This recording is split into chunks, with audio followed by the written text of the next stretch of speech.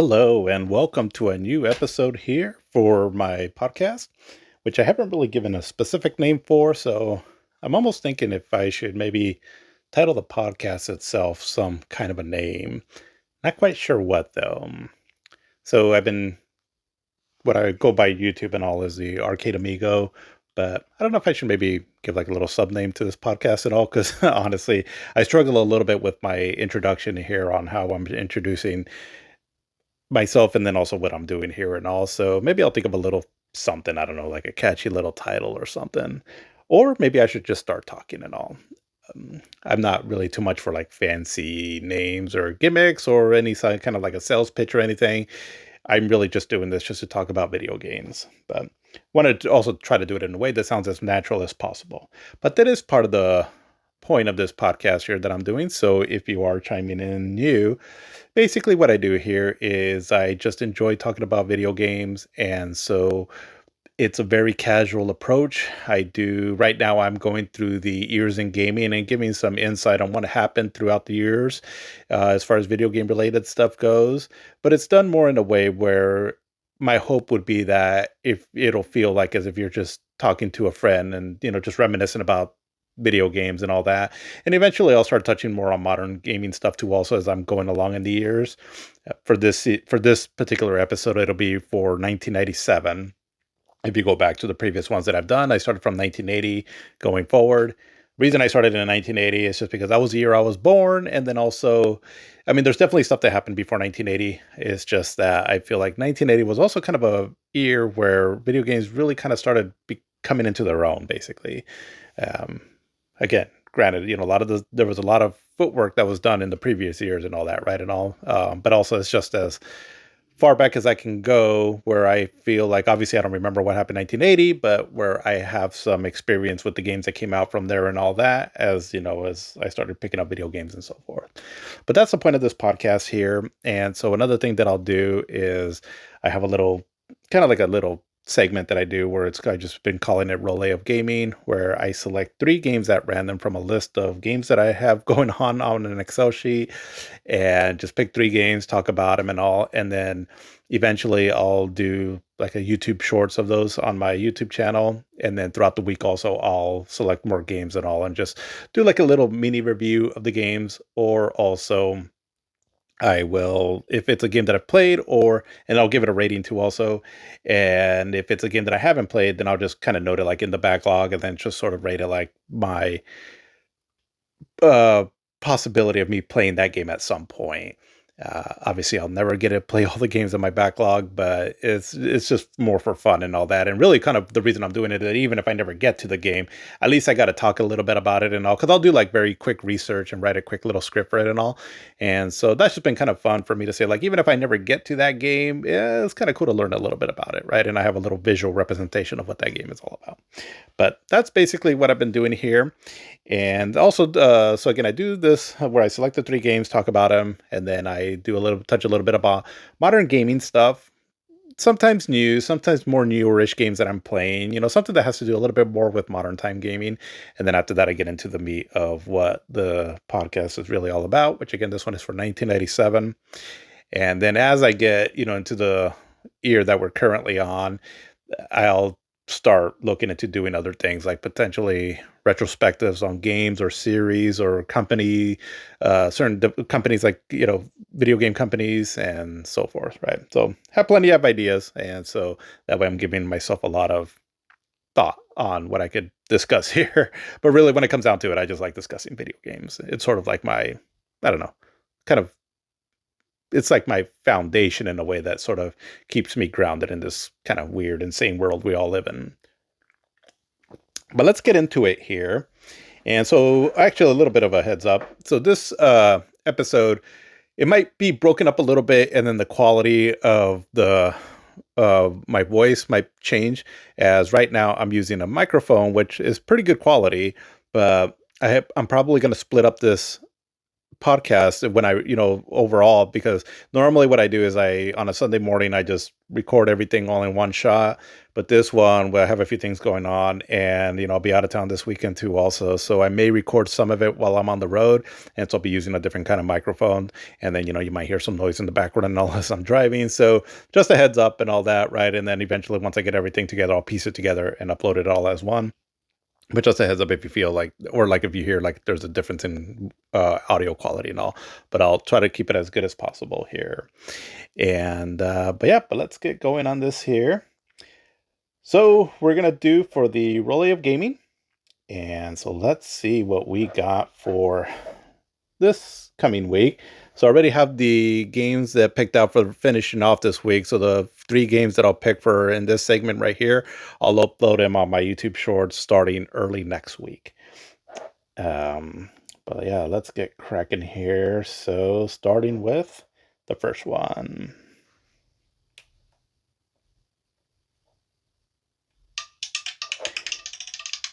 All right, 286. Let's see what that brings.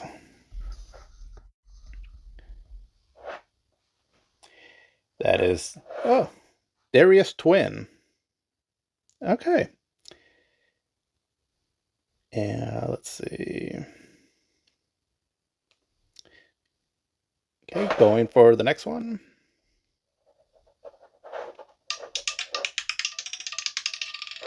$144. That is Bloodstained Curse of the Moon. Alrighty. So far, 2 more retro or retro-inspired games. And let's go for the next one.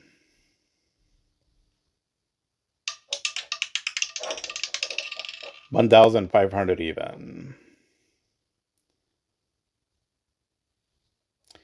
And UN Squadron. All right, so all retro games for these one here, or retro inspired. Okay, so let's talk a little bit about these here. So let's see, starting with Darius Twin. So I don't have a lot of information on this one. I think I played it on an emulator some years back just to kind of get a taste of what the game's all about. But basically, I do know the series, though. And so the series, so Darius, it originally started off as a coin-op shooter, and sometime in the arcades, I don't know, sometime around mid to late 1980s or so. And I don't know if the first one was done in this way, but I know some of the arcade cabinets, though, they have like this really wide screen. So it gives you a very wide view of your playing field, right? And all. And so what it is, it's a shoot 'em up, a side scrolling shoot 'em up. And so I think the ship that you normally control is called a Silverhawk, and you're taking down foes. So, typical shoot 'em up and all that. And it's really well done. It has a cool power up system where as you get power-ups, it's not like you have a variety of different weapons and all that you choose from where your power-up gives you a new weapon. What it does is just to basically strengthen the weapon that you have. So, I mean, it goes from like just a regular pea shooter to eventually like a wide shot or laser shot, and all kind of varies depending on the Darius game you're playing. And then also you can upgrade to your missiles, where you're just shooting just one missile down on the ground, and then eventually you're shooting missiles in 4 directions, and then also your shield and all. And so a lot of the goal of the game is that, to try to stay alive as much as possible, because otherwise if you die, then you power down, and then it kind of becomes hard to get powered back up. And one of the things that makes this series stand out, though, and maybe they did it this way because there were so many shoot 'em ups coming out, because Darius was really relevant during the mid to late 80s, I would say, to like around throughout the 1990s and very little into the 2000s. But that was kind of like its main golden era, right? Late 80s and then 1990s. And so, but what makes it stand out is the enemies you fight. So you're taking on some kind of galactic enemy, blah, blah, blah, right? But they're like spaceships and all, or alien life forms of some sort, where they have a very like sea creature or sea animal aesthetics to them, but like robotic. So like, for example, you'll fight the big fish of some sort, right? And all, but it's all mechanical and all. And so it's a very interesting choice, right? Because again, you'll fight like things like mechanical octopuses, mechanical squids, in a variety of different sea life. And so it's very interesting choice. But when you see it though, it kind of makes sense in its own way. And so I've had a lot of fun with the Darius games. But speaking specifically on this one, Darius Twin. So it was for the Super Nintendo, and I want to say I think it was a pretty early release on the Super Nintendo. And I like I said, I didn't own the Super Nintendo back then, so there's a lot of games outside of like the main core ones that I'm not too familiar with. But this is one that came out, I want to say, pretty early on. Well, I think, was it in its launch window? Yeah, I want to say it was within its launch window. And so it was made by Taito, and it was pretty good. I mean, this one seemed to have gotten decent reviews, but nowadays I don't know how well it's fared. I just remember people seemed to talk about it fairly decently back then. But this one, if I recall, I want to say that I think it was known for having that really bad slowdown that a lot of Super Nintendo games had early on, especially like shoot 'em ups. Because I know Gradius 3 really suffered from that. And then I think Darius Twin was another one that they talked bad about that. But either way, if it wasn't or wasn't, I want to say that Darius Twin is one that I don't really hear too much about. So I can't really speak for the quality of it. But I know that I've really enjoyed a lot of other Darius games. I know that for later installments of Darius games, they were really also known for having excellent music. And so, for example, the Saturn one, and then also another one that came out on the PlayStation had really excellent music done by this group called what were they called? Let's see. Well, I don't know. I forgot who did the soundtrack, but it's like a group that they do really good music. And Zuntata, something like that. But I think that might have been more on the later ones. I don't know if they did like some of the ones more like on the Genesis or Super Nintendo one and so forth. But yeah, so it will be interesting to catch some footage for this. Like I said, I don't have a lot of experience with this one here, and also will be interesting to take a look back at it there. But for the next one here that we picked, let's see. So that was for Bloodstain, right? Yeah, Bloodstain Curse of the Moon. So this is if you like Castlevania games, and I'm talking about like the old school Nintendo Castlevania games, so like Castlevania 2 Simon's Quest, Castlevania 3 Dracula's Curse, then you really want to seek this game out. Basically what this game is, so there was God, I'm horrible with a lot of these creators' names, but it was the dude from Symphony of the Night. Let's see, Koji something, I believe. So anyways, I don't know the full story of why he ultimately wasn't with Konami anymore. Koji Igarashi. I think a lot of people just know him as Iga for sure. But anyways, so he was one of the main programmers for Castlevania Symphony of the Night, which is sort of like the big popular. Well, I mean, I guess it's not too super big, but it's one of the more renowned Castlevania games, right? With Symphony of the Night for the 2D ones. So he was one of the main developers of that. And then eventually he became very synonymous with Castlevania games going forward after that, right? Which is where the Castlevania, the Metroidvania style Castlevania game started. Well, anyways, he was with Konami for a while. He did a lot of great Castlevania games of that style, right? Where it's more exploration and all instead of straight action. But eventually there was something that happened with him and Konami. I don't know if he just left on good terms or something happened, but he ended up going off on his own. And so sometime in mid 2000s, I believe, I don't know exactly for sure, he started up a project where he was going to start developing a Castlevania-like game that was heavily inspired by Symphony of the Night, which ended up becoming Bloodstained Ritual of the Night. And so he did this on Kickstarter. So this is where Kickstarter started becoming a thing. And so a lot of developers were going on there to get funding for money through crowd support and all that. I understand how that all works. But part of the project, and I could be wrong on some of my facts here, but part of the goal of this was if they hit a certain milestone, then they would release like another game within the Bloodstained universe, and this game was Bloodstained Curse of the Night. And so Bloodstained Ritual of the Night, the main game that they created with this, was definitely in the style of like Symphony of the Night, very open-ended exploration, Metroidvania style, with really nice graphics and all. And even though it was 3D, but it really harkened back to the Symphony of the Night art style. I mean, really, the games are Castlevania just without a name, right? Because obviously they couldn't use Castlevania because that's tied to Konami.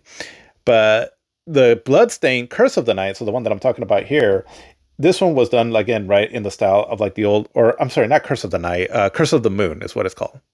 Bloodstained Ritual of the Night is a new one, or the newer-ish looking one. Bloodstained Curse of the Moon is like the more old school 2D one. And so, yeah, I mean, when you look at this game, it's very inspired, right, by those old NES graphics. And it's fun. It's pretty challenging, and definitely it pays an homage right to those old school Castlevania games. So it was kind of cool that we got that too, also. And so, because I'm pretty sure Koji Igarashi, he had a hand in this, doing this one too. But yeah, it's a great classic game. You can find it pretty much cheap everywhere, and definitely worth the pickup. I know it has also its sequel, but I haven't messed around with that one there. But this one here, I did beat, and it was a lot of fun. And I don't know if I'd put it on the same, like as far as, I mean, I would say it's about as good as the old Castlevania games and all. I just have more fondness for those old school Castlevania games because of nostalgia and all that. But if you're just coming like a newcomer, never played the old Castlevania games, and you're getting into this one, you'll like them just as much of the old one, if not more, especially with a lot of like little quality of life things that it has, like you can lower the difficulty and things like that. But it's pretty cool though when you see like programmers nowadays where they take an old school graphical style like pixel art, for example, but then with certain modern, techniques and whatnot. So like, for example, really any boss in this Curse of the Moon game, they look pretty massive and they're animated really well and all that, and it's really cool, but just done with modern technology now and all. So for example, like you don't have like the flickering and the slowdown that you did back then and all. So it's pretty impressive. But yeah, fun game. Definitely recommend checking it out if you have any interest in old school action kind of games, especially like Castlevania style.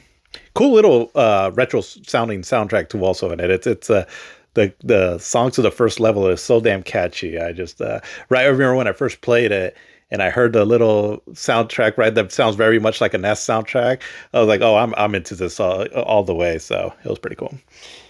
But then the third one, so it's for UN Squadron.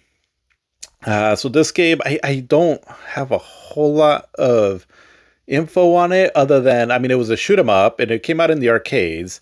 And so in the arcades, you control three different jet fighters, and they're all like the pilots of they have like their own little portrait. Oh, excuse me. And like, I think one is like more fast, and then you have your all around one, and then your more stronger one.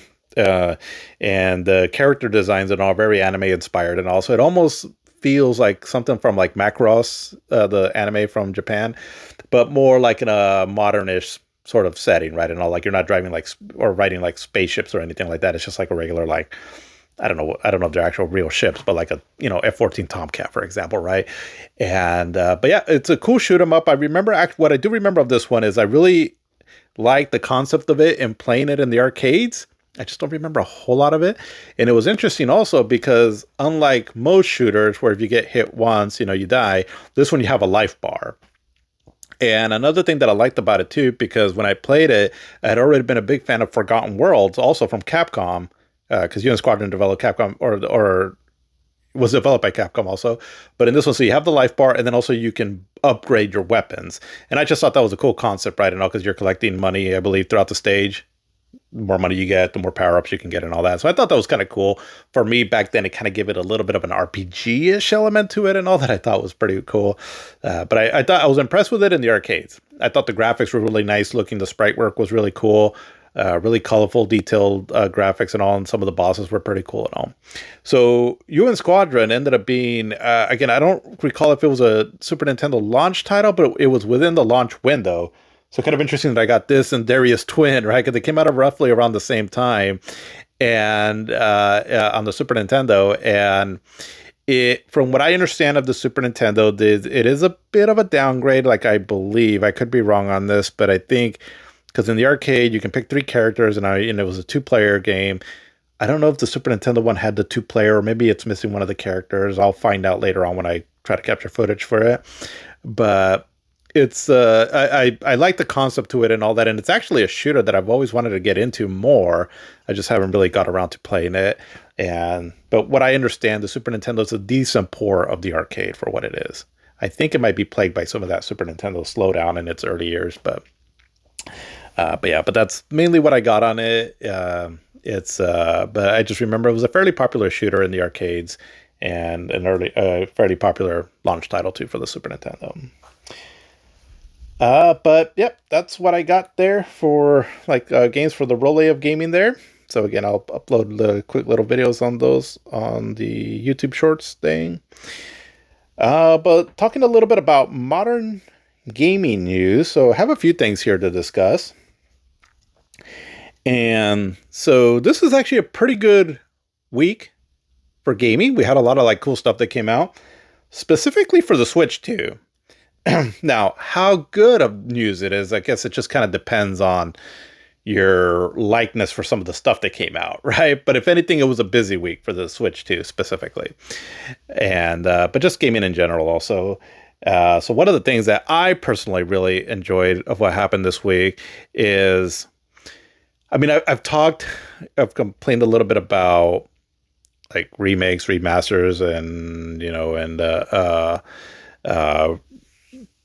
bringing, reviving games again over and over and over, right? And all. So I know I've complained about that stuff and all that. But one thing that I just, I am a sucker for though, is when something is re-released, with like upgraded graphics and whatnot, of an old favorite of mine, right? Because if it's one of my all-time favorite games, yeah, kind of complain a little bit about games being re-released and all that. But I am kind of part of the problem, because again, I do enjoy when some of my favorite games get upgrades.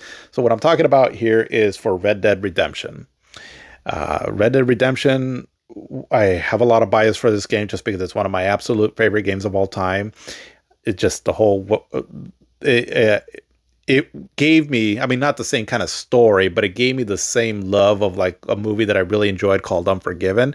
And it gave me that same sense of like, living out my Western fantasy, right? And all in a setting like that. Obviously a different story and all, but an excellent story too. And I just absolutely enjoyed this game when it first came out. I played it back on the PlayStation 3, what was it, 2010, I believe. So, for a while, the game wasn't re-released for a while, but then I think it was in 2023 when they finally re-released it, and it was done on the Switch and then on the PlayStation 4, which is kind of an odd choice, right? Because the PlayStation 5 was already out. It was ignored on the Xbox Series X, and but it got released, and then it originally wasn't put out on the PC until a little bit later. But there was a bit of a disappointment though, because it didn't run at 60 frames per second.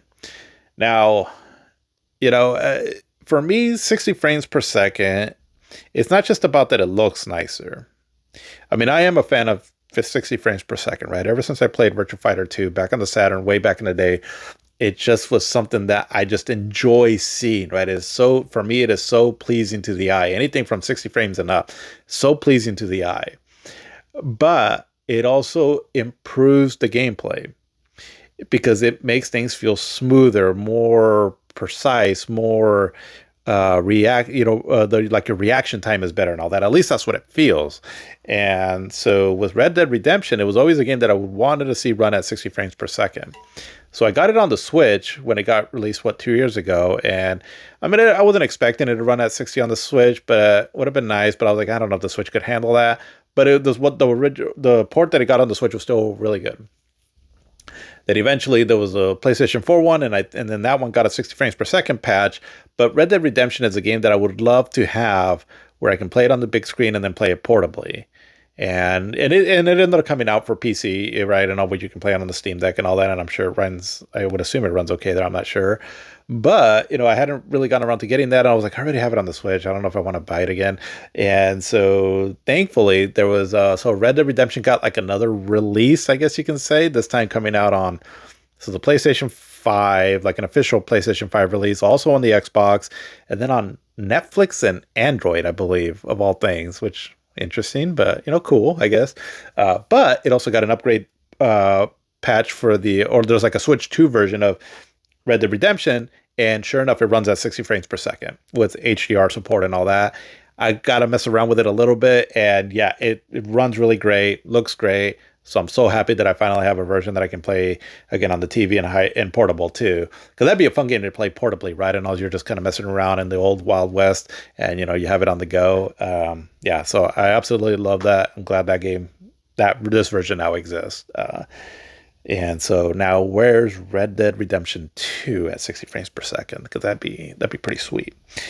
I don't know if that Red Dead Redemption 2 runs surprisingly well on the Steam Deck. Actually, I'm amazed of how good that version runs on the Steam Deck. So I guess I'm not. And it runs close to, I think it's like at 40 frames per second or so, give or take. You might hear me talk a lot about 60 frames per second and all that. It's just like I said, I am kind of a sucker for that, just because it really makes the experience feel good. I can still play games at 30 frames per second, not that big of an issue. But if there is a version that comes out on 60 frames, then that's definitely what I'm going to lean towards on that. But yeah, so I thought that was pretty good news all around, right? On that note too, I haven't messed around with it or anything. It's not something I'm planning on purchasing, but from what I've been hearing is that Assassin's Creed Shadows came out on the Switch 2, and from what I saw a little bit of just a few quick takes on it, and it seems like it's a pretty good, well done port. Assassin's Creed Shadows, for all the controversy that it had on it and all that, at the very least, it seems like what everyone is pretty much in agreement with is that it looks really nice. Like it's technically a really nice game. And so the fact that it got a pretty decent port on the Switch 2, it speaks volumes of what that system can do. And, that it's no pushover, right? So that's pretty cool for, people that are into that series, but it's not something I'm interested in. But another thing too, also that came out, and this wasn't just on the Switch 2, but this is on, pretty much on everything, but it's a Marvel Cosmic Invasion. And so if you don't know what that is, it's a beat 'em up, and where you control up to 15 Marvel characters, I believe. And it definitely pays a lot of homage to like the old beat 'em up games, like for anyone that can recall, like the X-Men arcade beat 'em up from, I believe, Konami back in the day. So done in that style, and it's made by the team that originally made the Teenage Mutant Ninja Turtles Shredder's Revenge. That came out like 2 to 3 years ago or so. And I've been playing through this game. I haven't beat it yet, but I got a little ways into it, and holy hell, this game is so much fun. I can already tell you it's going to be one of my favorite beat 'em ups of all time. A lot of it has to do because of the Marvel property. I'm a big superhero fan. I mean, I tend to lean more towards DC, but I love Marvel property stuff too also. And it is so much fun, and definitely harkens back to those old days. And the pixel art on it is just amazing. The animations on the characters look really smooth. And there is so much like Marvel stuff to geek out over this.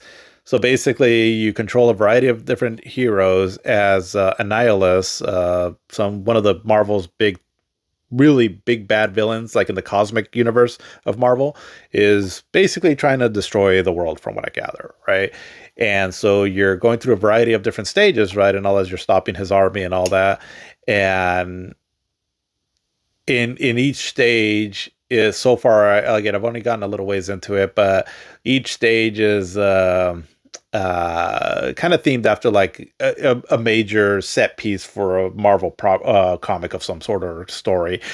So for example, you'll be on a helicarrier, and then on another stage you're in the danger zone, or the Savage Land, I believe is what it's called. That's more from the X-Men universe. And then in another stage, you're in this kind of underground lab where you eventually end up fighting Venom. And so again, a lot of stuff to geek over as far as Marvel stuff goes. The like the acting, like the all the quips that they say back and forth and all that as you're fighting your enemies is really well done by voice really professionally by a lot of fan favorite voice actors. And again, the graphics just are super charming as hell. You have a big move set that you can control your characters, and so far from what I've played, they all play different enough where it really makes it fun playing as these characters. And how they got that down, it's really impressive. And yeah, just having a lot of fun with it. It's like I said, I haven't quite beaten it yet. I was actually getting my butt kicked by Venom, but it's definitely a fun game, and I can only imagine this game would be super fun in multiplayer because you can play up to 4 players, and then I think each character, because I know like if I'm playing it through single player, and then you pick 2 characters per stage, and then at a press of a button you can alternate between the 2 characters, and yeah, it's so much fun. It's just a blast to play through, and I'm glad this game exists now. And yeah, there's a lot of unlockables and all that. So at the very, for a beat 'em up, right? And it looks like it does have some substance to it and all that you can get a lot of gameplay out of. So definitely a cool thing. And so the next thing here is this is kind of an interesting thing. I just saw like a headline of it. I don't know the full details of it, but it looks like CD Projekt Red, from my understanding, has a pretty ambitious goal with the Witcher series. So from what it sounds like, so we already know about The Witcher 4. It's in development. They had this really impressive demo that they showed off a couple months back that, I mean, if you haven't seen it, it looks absolutely stunning. I mean, it's like running in real time from my understanding. It's, not necessarily a representation of what the final game will look like, but it looks amazing. Graphical jumps nowadays, I've talked about it before, are really in small increments nowadays, right? Just because again, it's, we're just kind of hitting a certain cap, right, on how good graphics can be. But it does look pretty impressive though still, right? Regardless, right? I mean, it's definitely one of the most impressive things I've seen in a video game. And again, if the actual game looks anything close to that, then holy hell, right? It's going to be impressive. But I mean, it seems like that would take a long time to complete.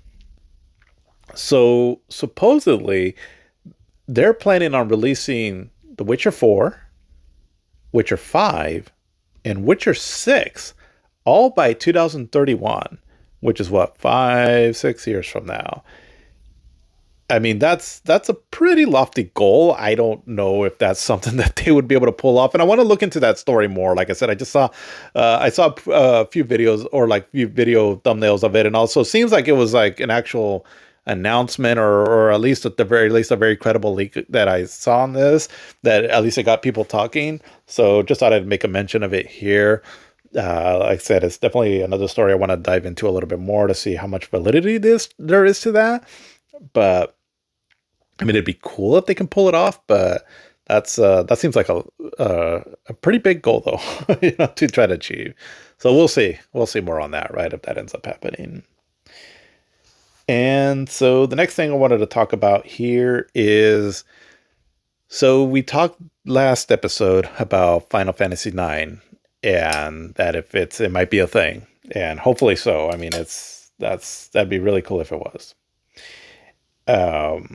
With the whole crossover thing that it's doing with that another Eden game and all that.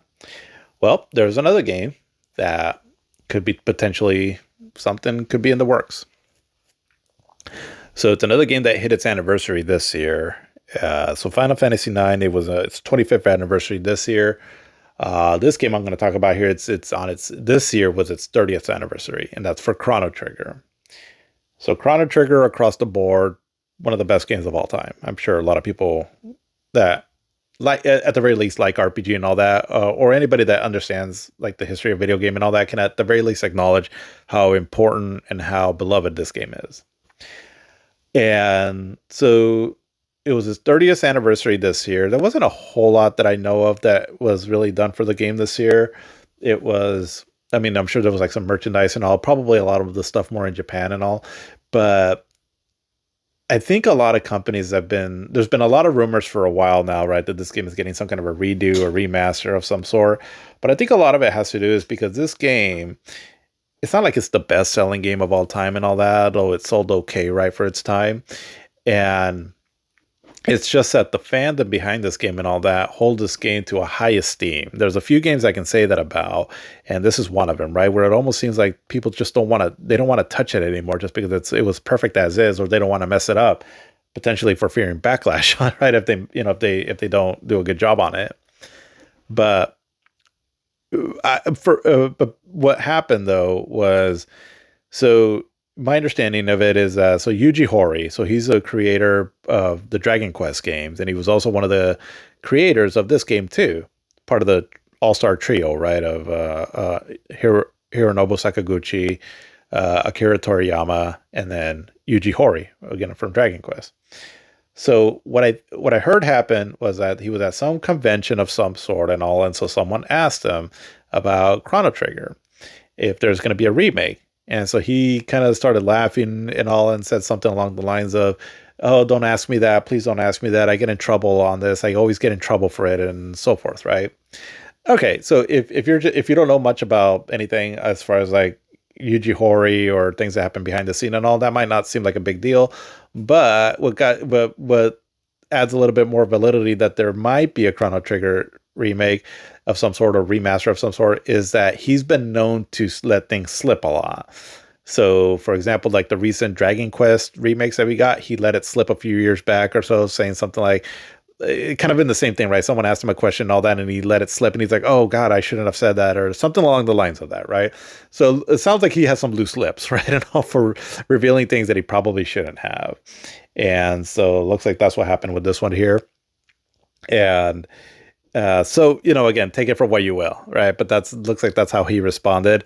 And then I think I read something that someone in the audience or something like that said something like, or in the audience or part of his team, or I don't know exactly for sure, but someone said like it's real or something like that.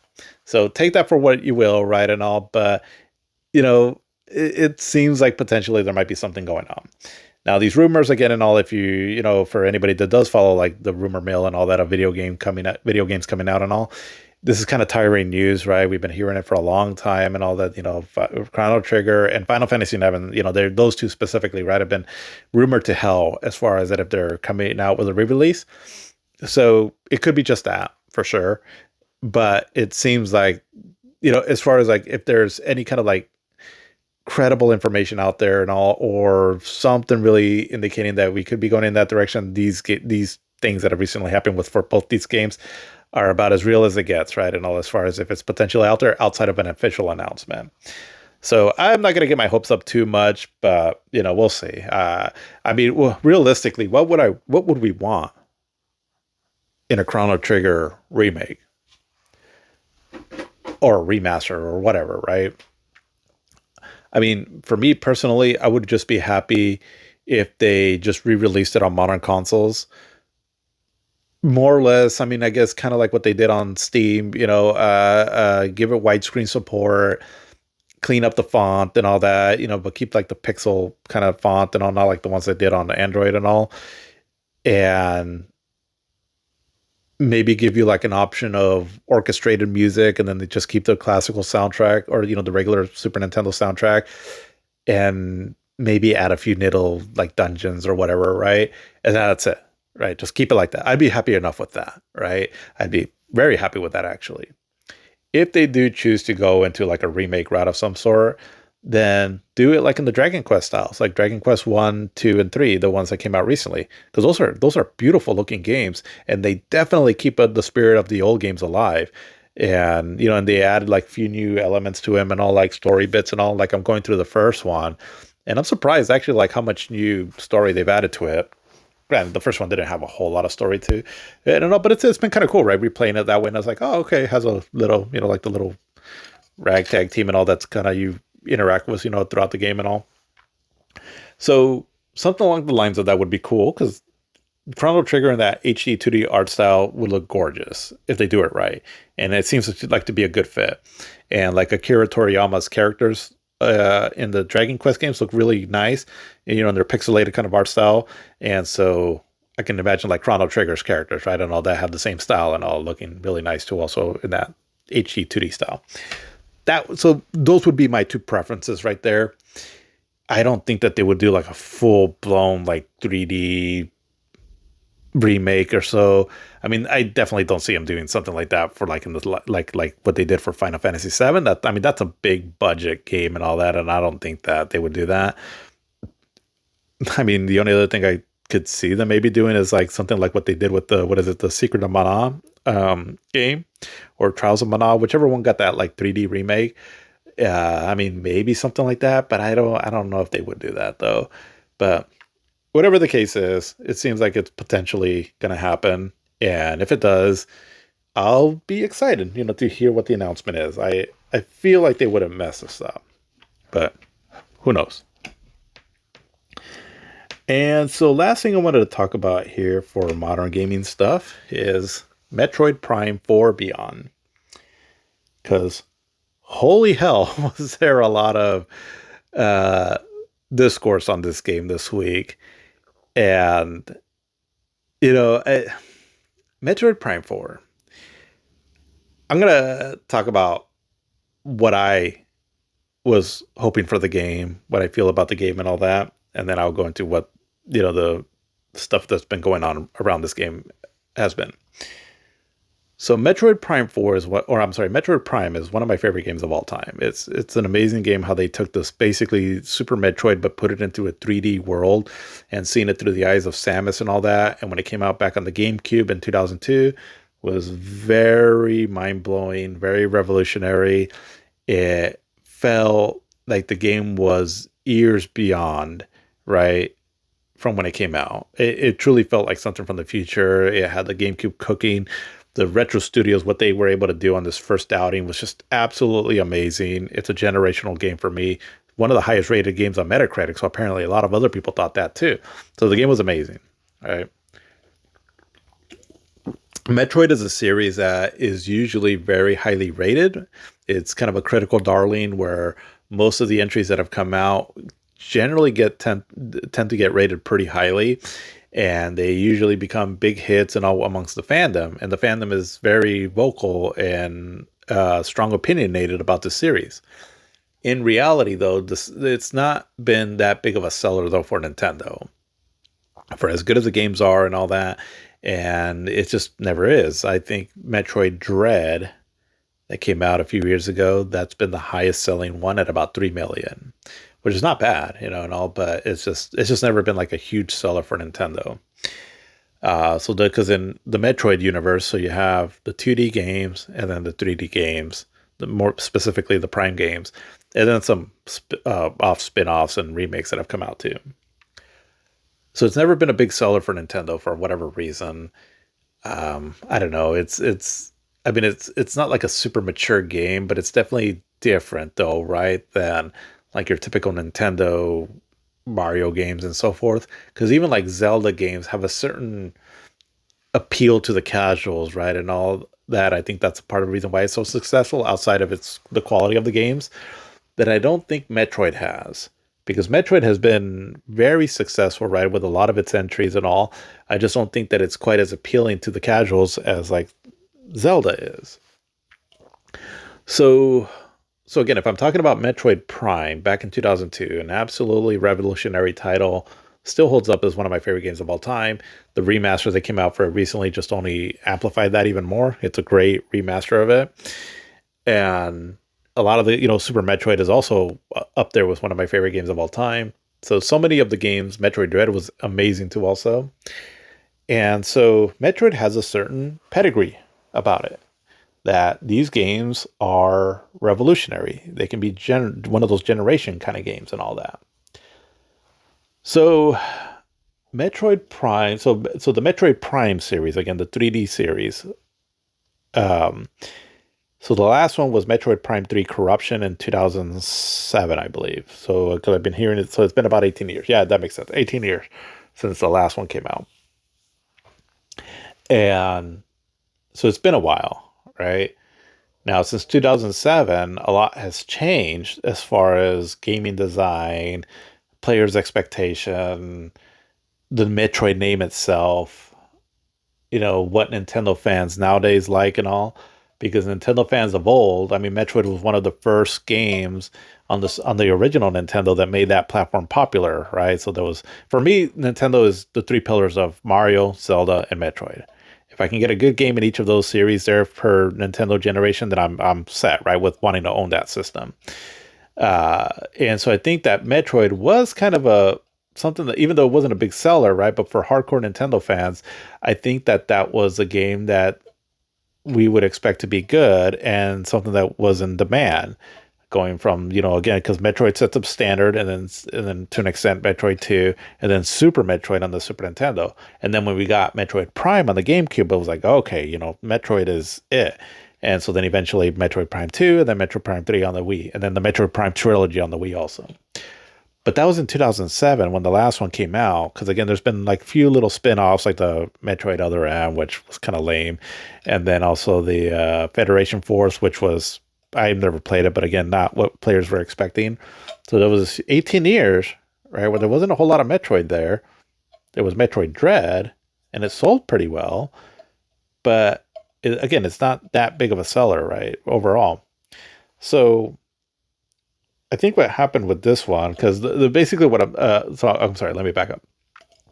So I say all that to say that for me personally, that was around from way back then, right, when the Metroid first came out, and playing it at friends' houses and all, and up until like Metroid Prime 3 and Metroid Dread, I really enjoyed the series. I love it.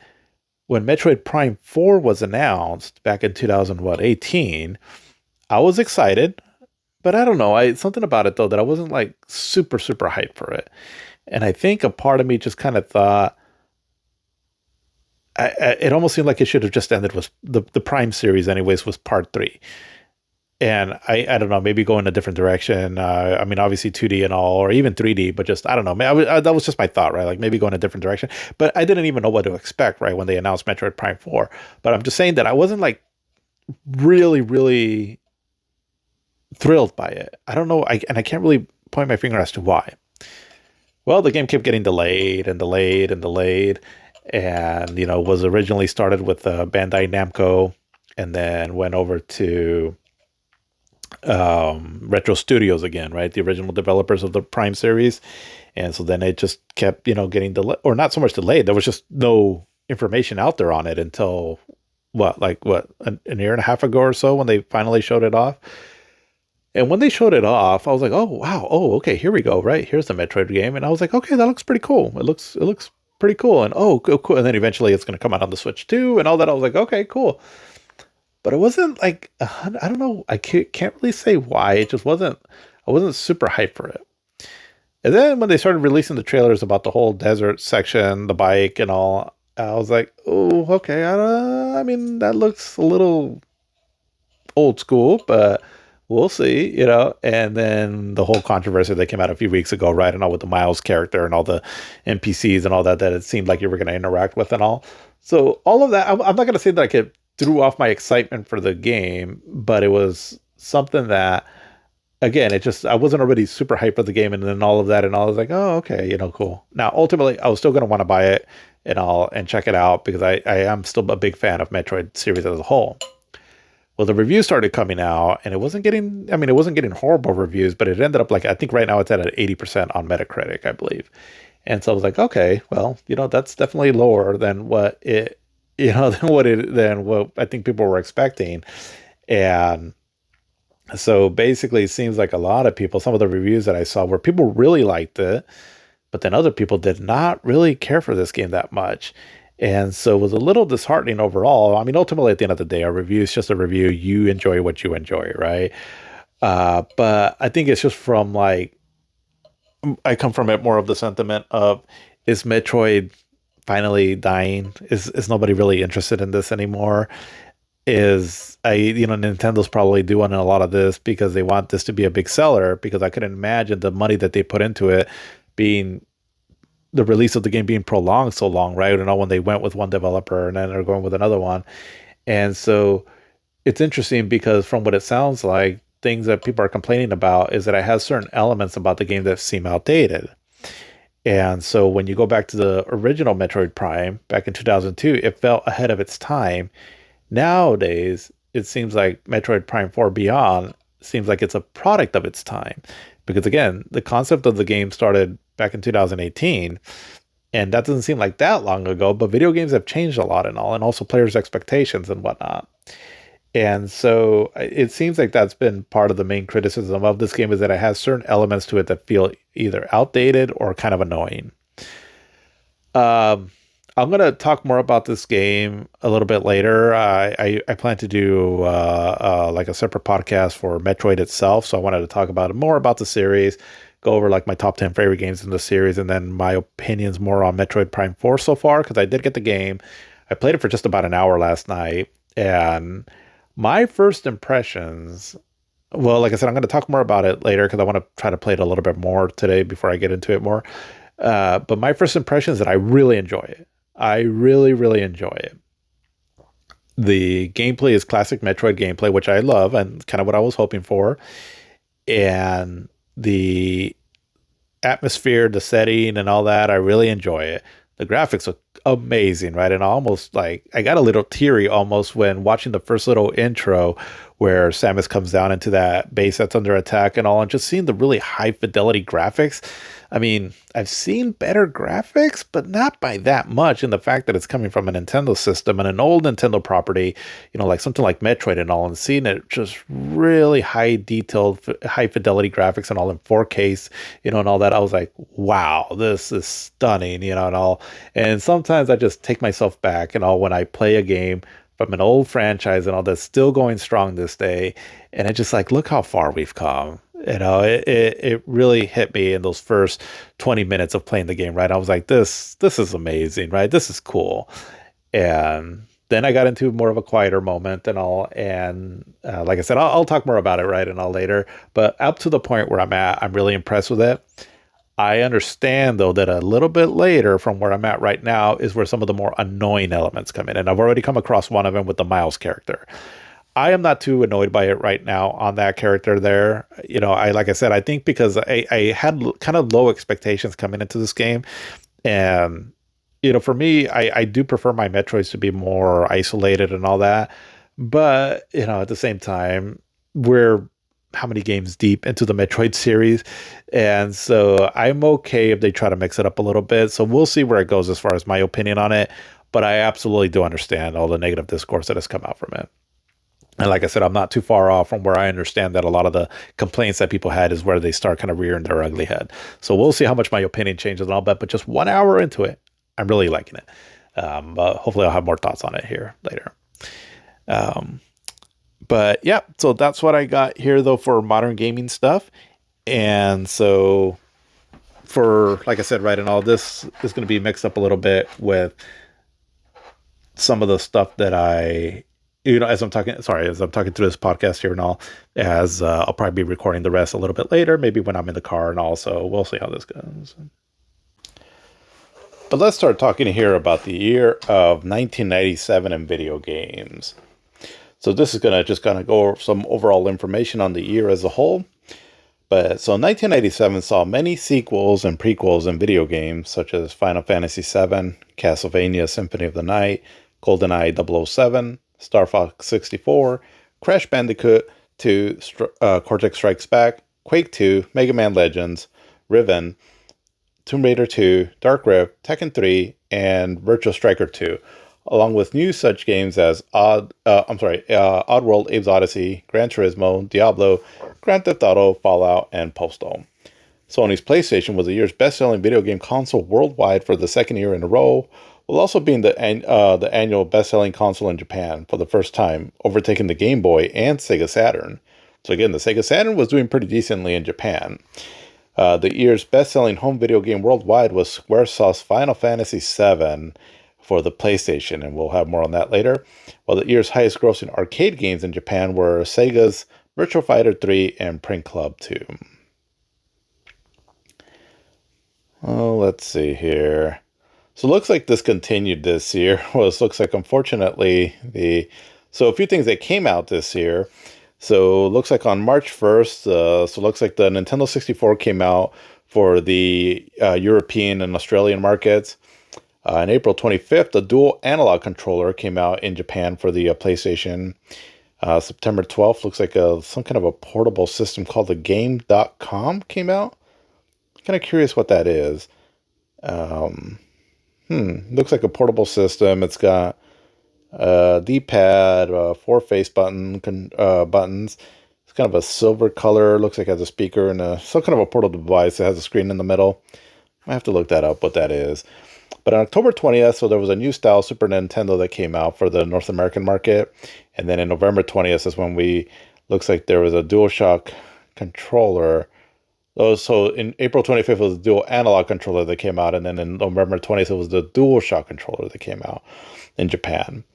But discontinued, unfortunately. Looks like on April 30th, the Game Gear was discontinued. And at some point during 1997, doesn't really give a specific day, but the Sega Genesis and Mega Drive were discontinued. Rest in peace, Genesis. And so for Game of the Year for this year, just across different, looks like magazines from back in the day. I mean, it was kind of a tie almost, it seems like, from what I'm seeing here, between Final Fantasy VII and GoldenEye 007. I'll go more into these games a little bit later, but I mean, both games were monumental. But for me personally, Final Fantasy VII just absolutely takes the cake on this one. And, but that I certainly have a bias towards it and all, but definitely both of them had a lot as far as to do as far as how they advanced the video game industry forward. I mean, it was both of them were highly monumental titles for that. Let's see. But critically acclaimed titles this year. Let's see. We'll kind of go over that a little bit later. Let's see. So let's go over like highest grossing arcade games in Japan. So Virtua Fighter 3 was number 1. Tekken 3 was number 2. Number 3 was X-Men vs. Street Fighter. Number 4 was Street Fighter 3, The New Generation. And number 5 was Vampire Savior. Number 6 was Samurai Spirits 4. Number 7 was Real Bao Garo Densu Special. Number 8 was Virtualon Cyber Troopers. Number 9 was Akino Fighters 97. And number 10 was Dodon Pachi.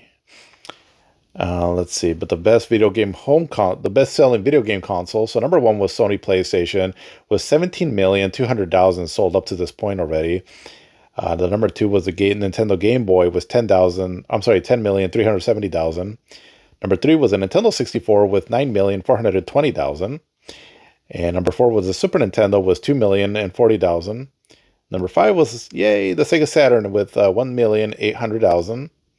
And number 6 was the Sega Genesis with 478,000. And number 7 was the Nintendo Entertainment System with 111,000. And number 8 was the NEC PCFX system. This was in Japan only for 30,000. The best-selling home video game was Final Fantasy VII. Was the best-selling game.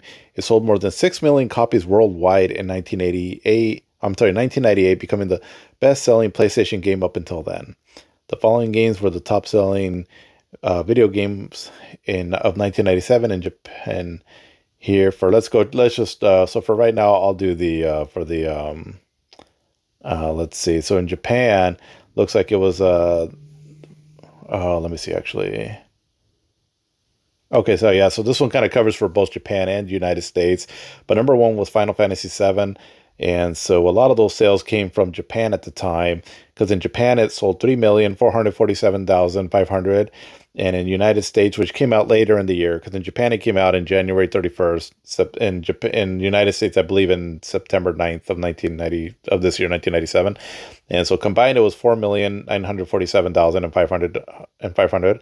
Number 2 was Pocket Monsters Red, Green, and Blue. I'm going to assume that's Pokemon, was 3,995,000. Mario Kart was number 3 at 2,231,000.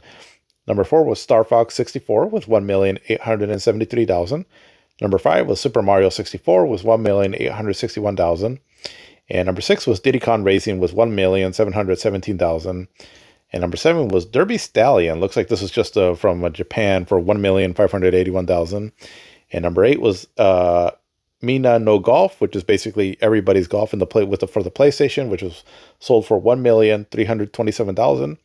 Number 9 was Final Fantasy Tactics, and that sold for, looks like in Japan, for 1,239,000. And number 10 was Saga Frontier with 1,057,000.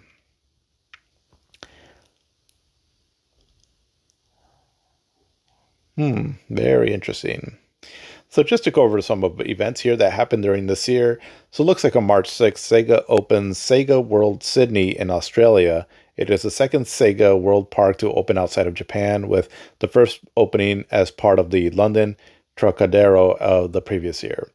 And June 19th to the 21st, the third annual E3 is held in Atlanta, Georgia in the United States. In October, so video game retailer FuncoLand opens its first Greater Cincinnati locations. And so, unfortunately, this is sad news here, but Gunpei Yokoi. So we've been talking about him already, fairly extensively. So if we go back to previous years, so he was the one that did the the Game and Watch, and then he also was one of the main guys behind the first Metroid. I'm not sure how much he had a hand in Super Metroid, but he basically was the main dude behind the first Metroid. Also was the guy behind the Game Boy, and then also was the one behind the Virtual Boy. But sadly, he passed away due to a double car accident in this year. So he lived from 1941 to 1997. So rest in peace. You definitely contributed some very influential products to the video game industry.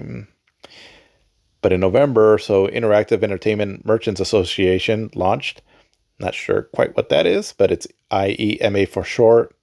And December 16th, a scene from the Pokemon anime based on the highly successful game causes 685 Japanese children to have seizures. Oh, wow. Nintendo makes a statement proclaiming the safety of Pokemon games from fear that the games would have caused a similar effect. The episodes to be permanently removed from circulation, and the featured Pokemon in the episodes, Porygon, has not made an appearance in the Pokemon anime since. Wow, that's intense. For someone that has a history of having seizures when I was little, and then also some family members that have had seizures, that's unfortunate. But at the very least, looks like they got that episode removed.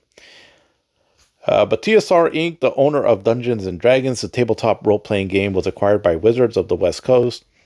And this is funny. 3D Realms begins production of Duke Nukem Forever, winner of numerous Vaporware awards. So I don't know if it'll come up later, but basically Duke Nukem Forever became very synonymous with being Vaporware, where it was a game that was announced and it was a fairly high profile project, but just seemed like it was just never going to see the light of day. The game did eventually end up coming out, but I want to say, I don't think it ended up coming out until, I don't know if I'll have my date exactly right, but I'm going to say, let's see, I'm going to take a guess here. It was like around 2010 or so. Let me see. When did it come out finally? Okay, Duke Nukem. 2011. Okay, so it came out in 2011. So that was what? 11, 12, 13, 14 years that game was delayed, and ultimately ended up being, from my understanding, kind of a piece of crap game. Wow, it's interesting. I mean, it's I don't know if there's anything out there like on this specific game here, like what happened, I'm sure a lot of it has to do with just changing developers, publishers, possibly, and all that, things kind of being put, on ice for a bit, and other people getting involved and whatnot. But I'm just always curious, like what happens with some of these games that get delayed for so long, and then when they come out, they're just kind of, either kind of mid or don't meet expectations. One example right now is, I'm enjoying the game. I'm still going through it. I made another podcast fairly recently here about Metroid and my thoughts on Metroid Prime 4 Beyond, which I'm still going through the game. So I don't have my final thoughts on it yet. But it's a game that for the most part, outside of my own opinion, just kind of the opinion in general, is that while it's not a complete flop, it seems like it's a bit of a disappointment, and it was in production for so long. So it's like, what happens? And, just kind of curious, right? But Duke Nukem Forever is probably the most infamous game for that right there, right? For a game that was heavily delayed, came out finally, 14 years later, and was just a complete mess. So good job, Duke Nukem Forever. Let's see. We'll see if I'll try to see if I can discuss more about it when it actually released in 2007. Or, I'm sorry, 2011. But looks like it started here in 1997. But the game portal Cool Math Games went online for the first time, and Sony releases PlayStation development software for IBM compatible PCs. So in business-related items, so Activision acquires Centrosoft and Raven Software. Electronic Arts acquires Maxis, which I believe Maxis is the ones behind Sims. I'm not quite sure. But GameTech filed Chapter 11 bankruptcy and closed its stores in July 1998. And in 2015, Inc. was founded. And then 4D Ruler Software Inc. was founded. And then in September, Forehead Studios was created. And then Bungie West formed Bungie. So they'll eventually have a pretty big hit on a console that was, has some black and green on the console. But later, let's see, it looks like Conspiracy Entertainment Corporation was founded. Craven Entertainment was formed. In August, Human Head Inc. Studios Inc. was formed. And then Illusion Software was founded. And then in April, IREM Software Engineering was founded. Irrational Games was founded. And Mythic Entertainment renamed itself as Interworld Productions after name dispute with another Interworld company. And THQ renamed from Toy Headquarters. And Warthog PLC was founded. And there were some lawsuits, and can you guess who was involved in all these lawsuits? So the first one was Nintendo versus Game City. So Nintendo sues Game City for selling the Game Doctor and Doctor V64 backup devices for the Super Nintendo and Nintendo 64 consoles. Nintendo wins the suit. Nintendo versus Prima Publishing. So Nintendo sues Prima over copyrights of maps to the Nintendo 64 game 007, GoldenEye 007. Nintendo loses the suit. And then Nintendo versus Sony video games. Nintendo sues Sony over copyrights about Mario games. And it doesn't really say specifically who won that and all, but, there you go. Nintendo doing their thing. Just oh, Nintendo. But yeah, that's some information that we got here, though, for 1997. That's just kind of as the year 1997 as a whole. Okay, so this next part here for this podcast that I'm doing, this is a part where I'm splitting it up. I'm recording this on the road, so if you hear a change in audio quality and all, it'll be due to that. But let's finish off here with 1997 for video games, and so let's just talk about the games now. So the Sega Saturn, the PlayStation, and the Nintendo 64, right? So they're doing their thing. Saturn is still trying to hang in there, but, admittedly, it's starting to lose a lot of ground, right, and all with the other two systems. But it did have some decent games, though, this year, though.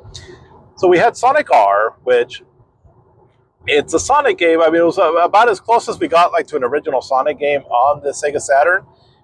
So what it is, it's like a Sonic racing game. You're on, most of the characters are on foot. Characters like Sonic and Tails and Knuckles, really, they're fast. They don't really need cars and all. But it's like a racing kind of game. Like, they were trying to do, basically, you can tell, like, almost like their version of Mario Kart. And Sonic R gets kind of a bad reputation. And I've played the game a bit, and I have had fun with it. But part of the issue with the game is that the controls are kind of difficult to get into. Because Sonic is very... the characters are maybe a little bit too responsive, or they're too responsive and all that, and so it makes kind of trying to stay on the track a little bit difficult and all, and so a lot of people will probably get frustrated with it and all. They're just trying to come to terms with, like, how to keep Sonic the characters on the track and all, and so. It's for that there. It can seem a bit off-putting, but if you kind of take some time to learn some of the controls, and each character does control a little bit different, so maybe try some of the other characters. It can be pretty fun. The track layouts are pretty fun and clever. The graphics for the Saturn are actually pretty impressive, where they utilizes even some actual transparencies on it, and so for that, like I said, right, if you're a Sonic fan and all, it's worth checking out. Just know that it's kind of a product of its time and all that they were trying to figure out, some 3D games and all. But the music to it too also is actually really catchy. It's really well done and really catchy music and all. So if anything and all, right, you might have some fun just listening to the soundtrack on this here.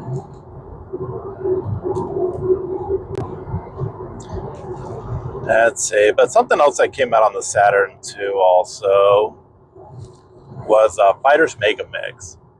And this actually is probably one of my favorite fighting games of this generation. I mean, I was a huge fan of like the Virtua Fighter series and all, like with Virtua Fighter 2 and all. And even though it's not the flashiest of games, though, and all, it is highly clever and just a very fun game to play. And so, what Fighters Mega Mix is so it's taking Fighting Vipers, which is a fighting game, which I don't know if I mentioned that. I believe that came out in 1996. But Fighting Vipers was a game that came out in the arcades, and it was running on the Model 2 arcade hardware, so the same thing as like the Virtua Fighter, or I'm sorry, Virtua Fighter 2. And it had like these kind of very over the top, sort of 80s rock inspired or 80s style characters. And where I mean, it's fighting, but your characters have armor that you can break off. And if you do that, then you'll be able to, land for more powerful strikes and all.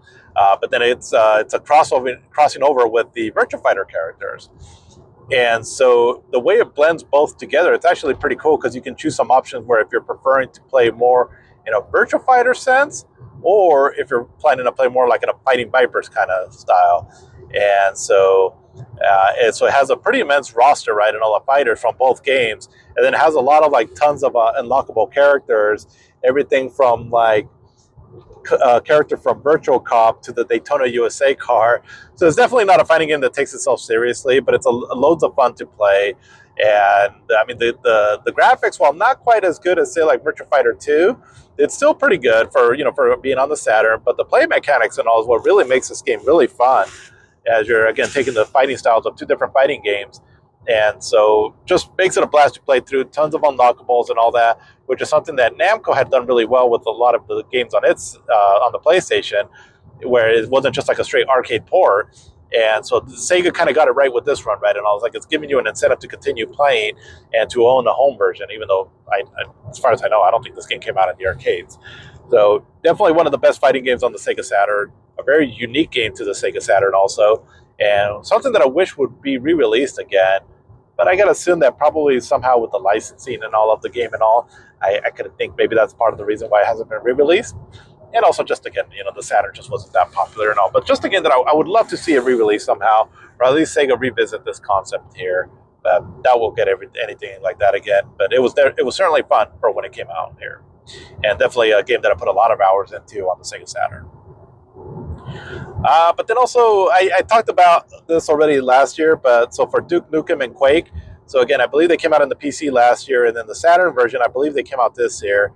And so again, I already talked about them a little bit about it last episode, but they were just basically just to say that they were really great ports on the Sega Saturn.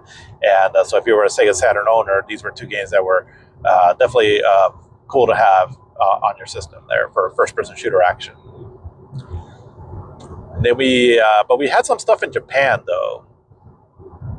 And so the Sega Saturn in Japan was really popular, and so there was a lot of games that came out there only exclusive in Japan. And so if you're exploring the Sega Saturn's library, definitely look into Japan's lineup of games, because you're going to find more games, and you're also going to find a lot of games that are cheaper too also. So that really expands out the library, right, and all of games from over there.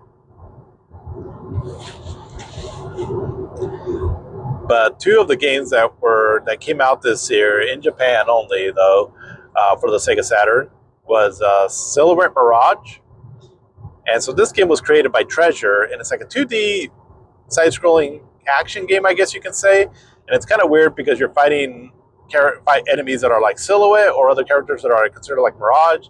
And so you can switch your weapon style depending on where you're facing. And so, like if you're Silhouette, that'll hurt Mirage characters more, and vice versa, something to that effect.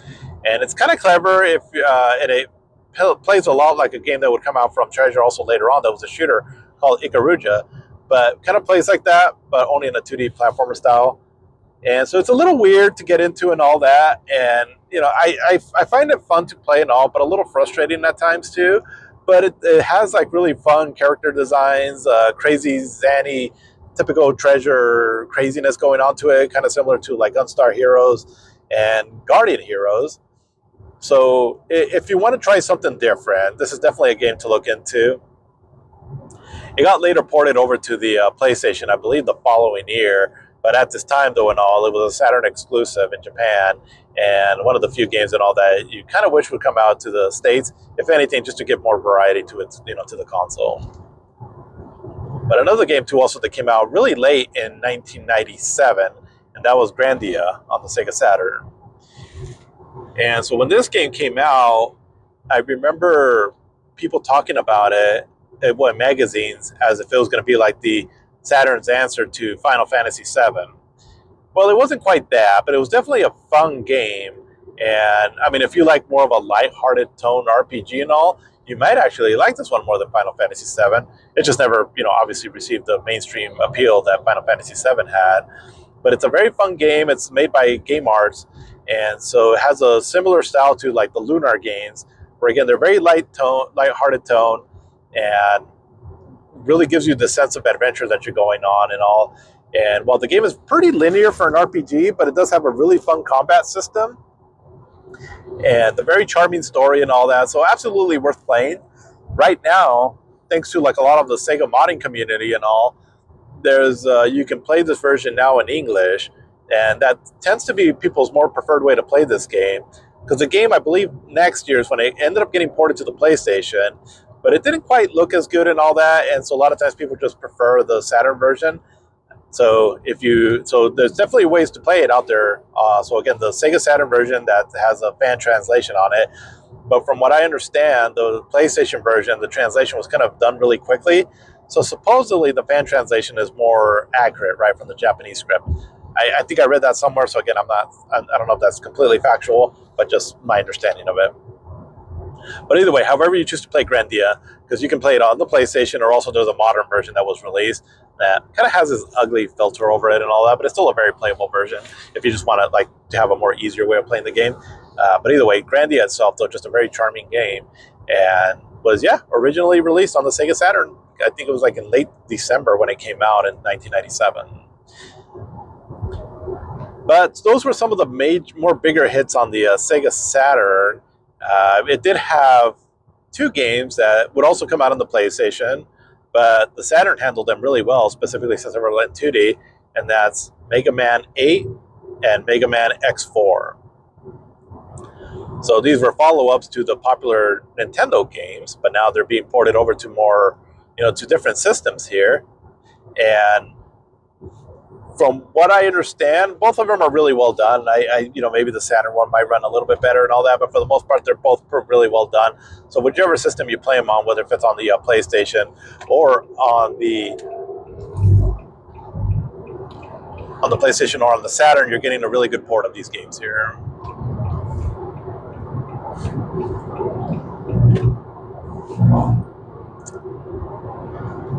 And let's see. So then after that, now we're going to stuff over on the PlayStation. And so 1997 was where a pretty big series started, and that is Grand Theft Auto. Grand Theft Auto nowadays is just a mega hit, right? I mean, it's, Grand Theft Auto 5, one of the highest grossing entertainment products of all time, and just has had mass pop cultural appeal. And so it's a big deal. But Grand Theft Auto originally started off as kind of a niche sort of top-down crime game, I guess you can say. But the concept of the game was in place there, right, from what the series would later be known for, where you're carrying out some missions, right, and all that involves doing some kind of criminal activity. You are able to steal cars. You're in a city area that's kind of open-ended. So that was all in place, just in a more, like I said, it's top-down view. The controls are a little bit difficult to get into and all that, but it's I remember being entertained by it and all back then because we rented it one time, and we just thought it was kind of fun to, like, we would steal like a car and then or like a truck. I mean, and then it would start playing like this country music, and you're going around shooting people or running people over and all that. We just thought it was kind of hilarious. So it was just for mindless fun and all that. I thought it was pretty funny back then. I never took the game too seriously and all. I never would have thought that the game would become the juggernaut that it would become in later years. But yeah, this is where it first started. It was Grand Theft Auto here, and it came out on the PlayStation. I don't know if it came out on the PC or not, but it wasn't too super popular. But whatever popularity it had, it would have been for the one on the PlayStation. Because again, I think it might be where it only came out on. Actually, not 100% sure on that. But we had some other cool games too on the PlayStation. Actually, the PlayStation had a pretty decent year this year. A lot of games that were, I mean, it had some big hitters, I guess you can say, but it had some other games too also, right, and all that were a bit more niche and all, but still definitely fun. So, for example, like Cluona. So Cluona is Cluona, I believe is how you pronounce it. But basically, you play this, I don't know, kind of like a furry little character of some sort, and it's a platform. It's a 2.5D platformer, but it's really fun, and the platforming is done really well, and the level designs are really well laid out and all, and it's just a fun time. It's a really fun platformer, if a little too cutesy at time too and all, where it has, you definitely have to stomach the theme of it and all that, right? But if you're just wanting like a good solid platformer, this is definitely one of the better 2D ones on the Sony PlayStation. Well, they get a 2.5D, where your character's kind of like a rendered like sprite, and then the background and all that's all in polygons. But it's kind of cool though, and all as the levels shift and turn and all that, and you get some pretty cool views of the level layout. So a really fun game. Definitely, it's a bit of a sleeper hit on the PlayStation and really fun to play. But there was also Oddworld Abe's Odyssey, so where you control these Munchkin characters and all, and it's kind of plays like the games like Prince of Persia and all, where you're solving puzzles and so kind of sort of like those cinematic platformers we've talked about before, like Flashback and Out of This World and all. Play something similar to that, and so it's pretty fun there. And all is, again, you're exploring, you're trying to escape this area, like a factory and all, and you're solving some puzzles along the way and all that. And also, it can be a pretty fun game to play for that. But one game that I really feel it's a really strong PlayStation action game that I don't really hear get talked about a lot, but we rented this game first. I think we read it in a Game Fan review of some sort, and so my brother and I rented this game, and it's called One, and so I guess you can say it's like a running gun shooter, but in 3D. And so we never really had a good Contra game during this generation. There was a handful of Contra games that came out, but none of them were really that great. But I would say that this was the Contra game that we deserved during this generation. And so you control this kind of like like a super soldier of some sort, and it's set in this sort of like cyberpunk setting. And again, I'm all about that kind of stuff. So immediately the setting to the game and all that was going to hook me. And so it's a running gun, and also you start off going through this building as you have like this some kind of a warship shooting you, and you're attacking these enemies. Then you eventually make it to this elevator, and you're fighting this warship thing, and then eventually you make it to like the city rooftops and all. And just a blast to play through. The action on this game is very chaotic and all, and just a lot of fun, and definitely one of my favorite PlayStation games, like sleeper hits on the PlayStation. I wish, again, it's a game that I don't think I've ever seen anywhere else. So the only way I can think of playing this game nowadays is, if you happen to track down an original copy and you have the PlayStation or emulation. But if you're into action games and all, give this game a shot. I highly recommend it. Very fast paced and all that, and just a blast to play through. And yeah, no pun intended, because there's a lot of blasts and explosions and everything like that in this game. But yeah, one awesome game. But we also had some sequels here. And so we had Crash Bandicoot 2, Cortex Strikes Back. And so after the success of the original Crash Bandicoot, this game continued with the quality of the first one. Kind of more of the same. The hub world and all that, it's a bit different. But, you're still going through some really excellent platforming levels where you go from anything from, but they varied up the locations now more, where you're going not only through like jungle areas, but also like to do like snowy levels and, factory kind of levels and some other kind of levels and all that mixes up the variety more of the scenery. but you still get the same classic Crash Bandicoot gameplay. Only now it introduces like a slide move. And but yeah, but other than that, it's just really fun to play through and all that. I feel like it's slightly easier than the first one, so it seems to be a little bit more user friendly for like more casual people to get into. And yeah, just I mean, it's just a great game. Just continued on from what the first one was doing. Didn't mix it up too much and all that, but that was fine at this point. Again, 3D platformers like this were still pretty fresh. So as long as you made a pretty decent game and all that, it was going to be pretty well received, and certainly enough with this one it was. And yeah, just kind of continued showing of Naughty Dog's commitment to the art as far as making great, colorful platforming action games. Or well, I guess this one's just more platforming. But they would become Naughty Dog would become a force to be reckoned with, in some later years. So, this is where they were starting to lay the groundwork, right, and all on some of their commitment to quality. But yeah, just a really fun platforming game. But we also had another sequel to a game that was really popular the previous year, and that was for Tomb Raider. So we got Tomb Raider 2 now. So Tomb Raider 2, yeah. But yeah, so you're Lara Croft, and you're on another adventure here, going through trying to find an ancient treasure in China. But the game feels more cinematic. The scope of the game feels more expanded on, and it pretty much continued the same formula as Tomb Raider, only again just a few new moves, nothing too crazy and all that, but still has some, for the time, still excellent level designs and all. And yeah, it definitely felt it was the definition of like bigger, badder, and better, for its time frame and all that from its previous sequel. So these were two sequels that kind of, really, if not really made the better version than the previous one, still made one that was very much on par with it. And I would say that out of like the original Tomb Raider games that had the kind of more box style controls to them and all, with the more low poly aesthetics, I would say that Tomb Raider 2 is probably my favorite one.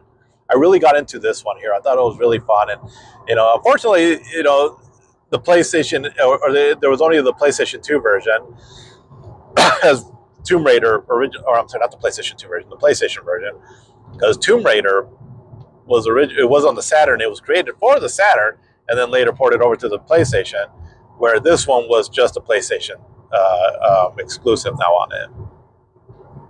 So it kind of started showing that the PlayStation was really taking off, where the Saturn was starting to be, starting to get left behind in the dust by a lot of third-party developers now. And honestly, the game for its time looked pretty nice and all. I don't know how well the Saturn would have pulled this one off, as it did kind of struggle with the first one too. But in this one, though, you get to ride vehicles now, a lot of different locations. Lara Croft has some new outfits on her and all to kind of keep things varied up a bit, new weapons and all, and just kind of more of the same. Again, it's going back to these old Tomb Raider games can be a little difficult just because they're a bit archaic in their control styles and all. But honestly, I don't mind them still though and all. And again, I it's just because back then I can still appreciate for. I can still take myself back to those days, or with everything felt very revolutionary and all that, and so it's still fun to play through. I feel this game now, they recently had like a remastered version and all, where you can go through parts 1, 2, and 3, and I think even 4, 5, and 6. But you can go through the games with like the old graphics and control styles, or updated to new graphics and new control styles. It's a pretty fun way to be able to replay those games now. But another favorite game that we got this year for the PlayStation was Final Fantasy Tactics. And this game, honestly, I never got into this game really too much. I've played some of it. I played like a handful of hours into it, and I do like it and all. I just haven't really sat down to really try to beat the game and all. But I did recently get the new remastered version that came out, and also, I have a way of playing it now, let alone portably, as I got it on the Switch. But yeah, just a great strategy game, known as one of the best by a lot of people, known to have a really good story to it, incredible music. I mean, this game has one of the best soundtracks of all time. It's an incredible music that this game has, and yeah, just a really fun tactical strategy RPG from what I've heard, and then also, like I said, the bit that I played about it makes me to believe that it is. And yeah, I mean, it's got its reputation for a reason. People were really excited when this new remastered version came out, so that just leads me to believe and all that this game is very beloved by a lot for a reason. So yeah, I look forward to playing through to this game at some point. But yeah, it came out this year here, and yeah, I mean, it's just if anything, just listen to the music on it and all. It's absolutely stunning. But for me, one of the biggest PlayStation games of this year and really of all time, it's my third favorite game of all time actually, and it's Castlevania Symphony of the Night. This game is such a masterpiece for me. It is my favorite 2D game ever. It's it's a game that is my favorite and one of my favorite genres of all time, which is the Metroidvania genre. It's a game that inspired for this genre to have that name of Metroidvania.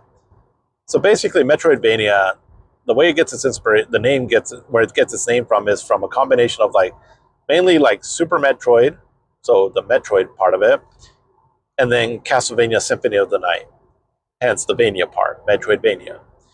And Castlevania Symphony of the Night, it's almost a flawless game to me in so many ways that I just absolutely adore this game, and I almost try to play it at least once a year.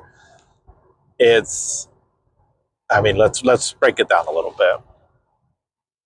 I love 2D games, right? I grew up with 2D games and all that, and at heart, I'm very much a 2D gamer. And this one here takes it into the Metroidvania genre. So I'd already played Super Metroid, which I thought was an amazing game. But now you put it in a Castlevania formula. And I was also a big fan of Castlevania 2, Simon's Quest. I just felt that it was a bit rough in edges and all that, but I would have loved to have seen a 2D adventure game like that style for a Castlevania. Well, here we go, right? We got this game.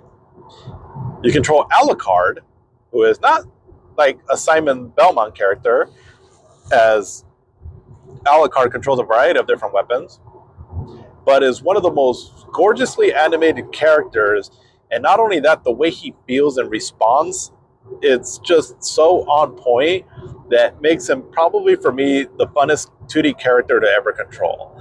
And the way you can outfit him with a variety of different weapons and armors and all, and a lot of different even magic spells and everything, just makes him an absolute blast to play with. And also just seeing his animations and all that are so smooth like and all, and then how you leave like this trail of silhouettes behind you as you dash and all, it just makes him just a very stunning and fun character to play as.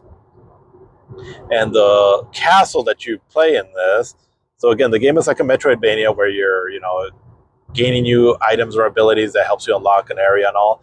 I mean, it is the map layout and all is done so well in this and all that is definitely one of my favorite map layouts of any video game. And there's also a secret too to the game, or a bit of a twist to the game, I'll say. I mean, I think it's pretty well known now what it is, but I'll leave it for you to discover what that is. I'll just say that it definitely pays to explore in this game. And all of that there, coupled with, I know I just said this about Final Fantasy Tactics, but another amazing, one of the best soundtracks of all time.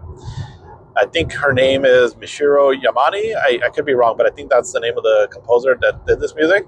And her soundtrack to this is absolutely beautiful. It is hauntingly beautiful. And when I first heard the music to this game, I think more. I mean, in some ways, more so than just the game itself, I was such in awe that I could be listening to just such amazing music. It's such a pleasure to hear, and every time you're exploring a new area, and also again you get that gratification of a Metroidvania where you're exploring these new areas, and as you gain new abilities and all, makes it a lot of fun to play through and all that, to open up even more new areas and all of that is there. And then you just have this amazing music playing in the background, and you just soak it all in. It is so atmospheric. It is so fun to play through and all that.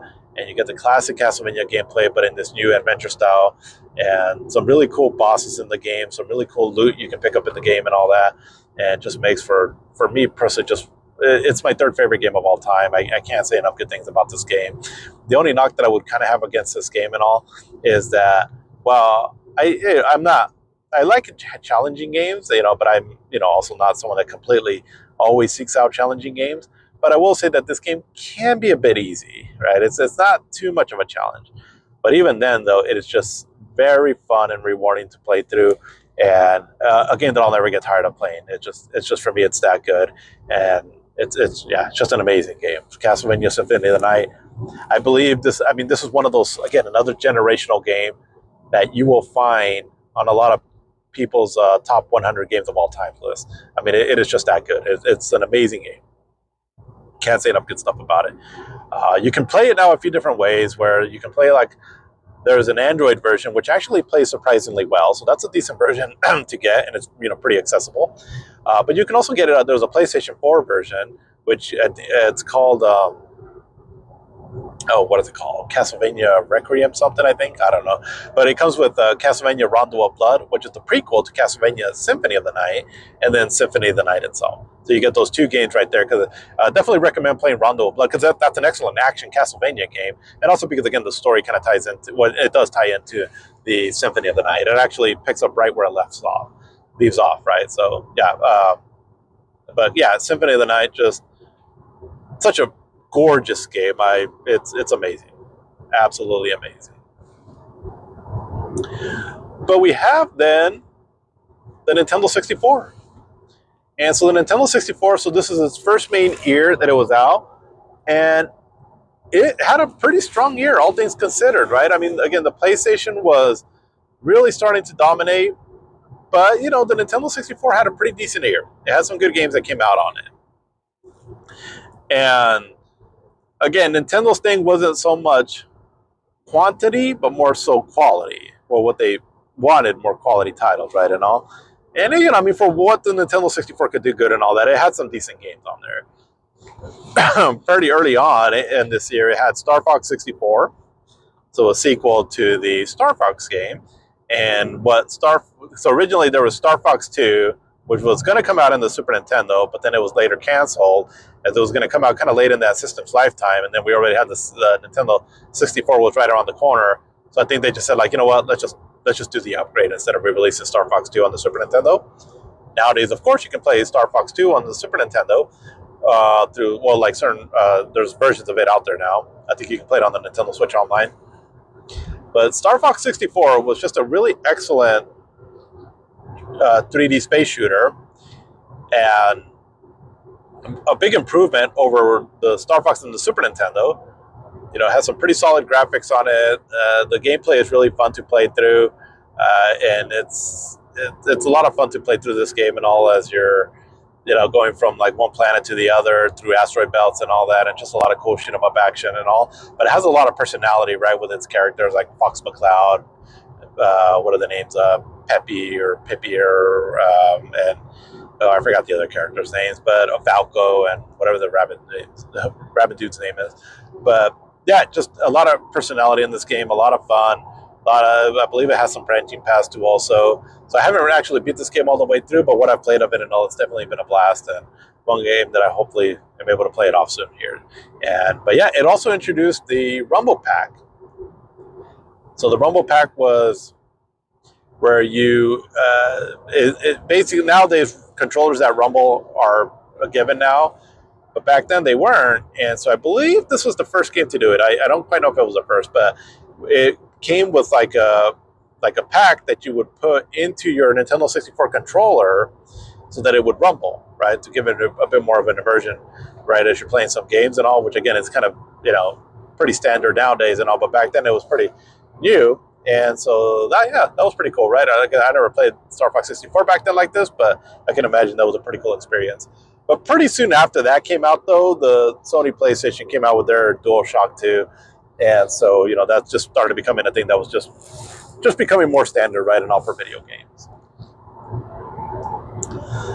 But we also had, let's see, we also had Blast Corps, So Rare started doing a lot of cool games on the Nintendo 64. And so really, the Nintendo 64 is mainly worth getting for Nintendo games and Rare games. Outside of a few other exceptions here and there, right? And all, but those were the two that really made this system stand out.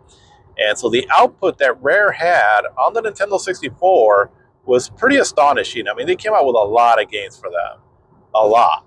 And so if you ever hear about, that why Rare was a big company, because nowadays they don't do a whole lot, it was because of this time right here on the Nintendo 64. I mean, they had Killer Instinct and the Donkey Kong Country trilogy on the Super Nintendo, right? But their output was legendary on the Nintendo 64.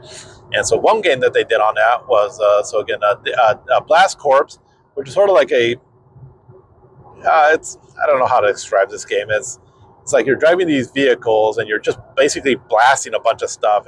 I played a bit of it and all. It's actually kind of fun, but and then I think the more damage you cause, I think you get more points if I recall right. I'm not 100% sure, but yeah, kind of unique and all, and it's a fun gaming experience and all that. If anything, not too super in depth and all, but if you just want to blow a bunch of shit up, it's pretty fun for that there. But then they also had a big fan favorite with Diddy Kong Racing, and so with Diddy Kong Racing, my understanding, I've never played this game, but my understanding, a lot of people ended up actually preferring this one over Mario Kart. I think it has like some kind of an adventure mode or a story mode of some sort that people really enjoyed. So it gave the game some extra life, outside of just going through the courses and all, and just to get in the top place and for multiplayer. I mean, it had all that and all, but let alone with a cool, like, some kind of adventure or story mode, I believe, of some sort. And so that definitely seems fun. A game that I do want to play at some point, but it's not one that's been officially released elsewhere, as far as my understanding, which seems kind of weird and all that. But you would think that Nintendo would want to get it out there, but again, might be something to do with the licensing between Rare and Nintendo and all that. But it was a pretty popular game though for the Nintendo 64 back then. But then we had Yoshi's Island also, and so for Yoshi's Island, so we talked a bit about the Super Mario World 2 Yoshi's Island. Well, this is one here that came out for the Nintendo 64, and it's a 2D side-scrolling game, but it's kind of dumbed down a lot. And from like the Yoshi's Islands games that I've played since then, they seem to definitely cater to the younger audience, which is perfectly fine. I mean, it's at one point my daughter kind of like playing the Yoshi's, actually this one on the Nintendo 64. So I get it, and all. I think that they were just kind of, Yoshi's a cute character and all, so I can see it's like, let's make this one for the kids. Whether it has some platforming challenges on it and all, but nothing too intense. And so I think it's just kind of a way to ease kids into playing a video game and all from Nintendo. So that's kind of cool that they went with this direction with this series and all, and it seems to make sense. So I don't hate it for that and all. Because for me personally, not something that I'd be too invested in wanting to play. But with kids and all that, it's pretty fun and all that. But yeah, a little bit that I played of this one, it seems pretty cool. Like I said, at one point my daughter was really into it, so it was just kind of fun watching her play and all. So I think this game accomplished what it set out to do, and that's to appeal to a younger audience.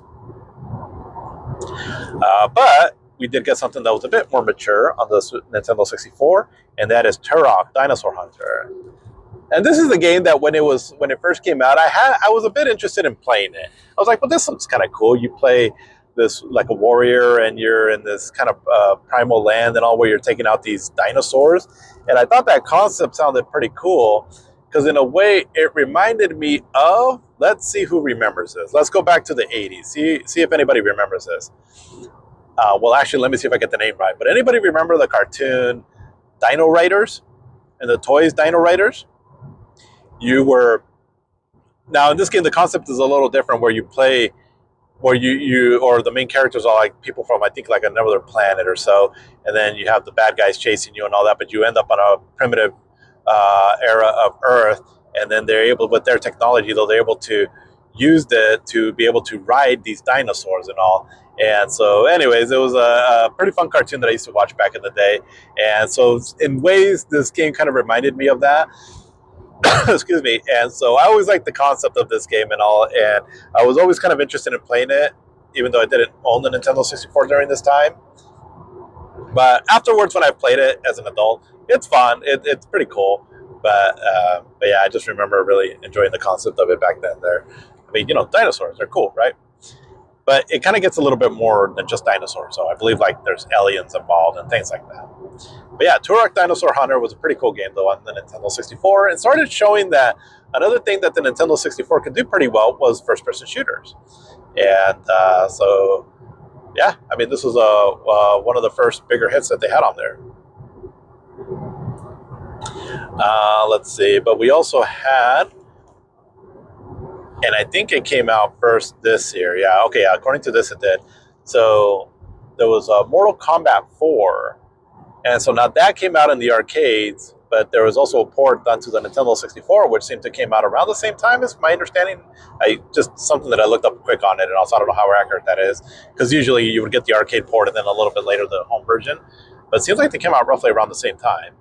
But Mortal Kombat 4, so this went in a different direction than the previous Mortal Kombat games that had digitized characters. This one here has it started using 3D polygon characters, and so you lose some of the look that Mortal Kombat was known for, and the gameplay wasn't bad, but this one here, from what I can recall, and it doesn't seem like it's one of the more fan favorite games. And so, because I remember Mortal Kombat was always a big deal, but this one just kind of flew under the radar. I remember back then, so I kind of felt like at the time it was just losing some of its appeal, and that this one was, or maybe that this was just kind of a bad game, which it seemed to be the sentiment back then. But nowadays, it seems like people talk about this game better now, though. So I don't know. I guess I don't know what's going on with that.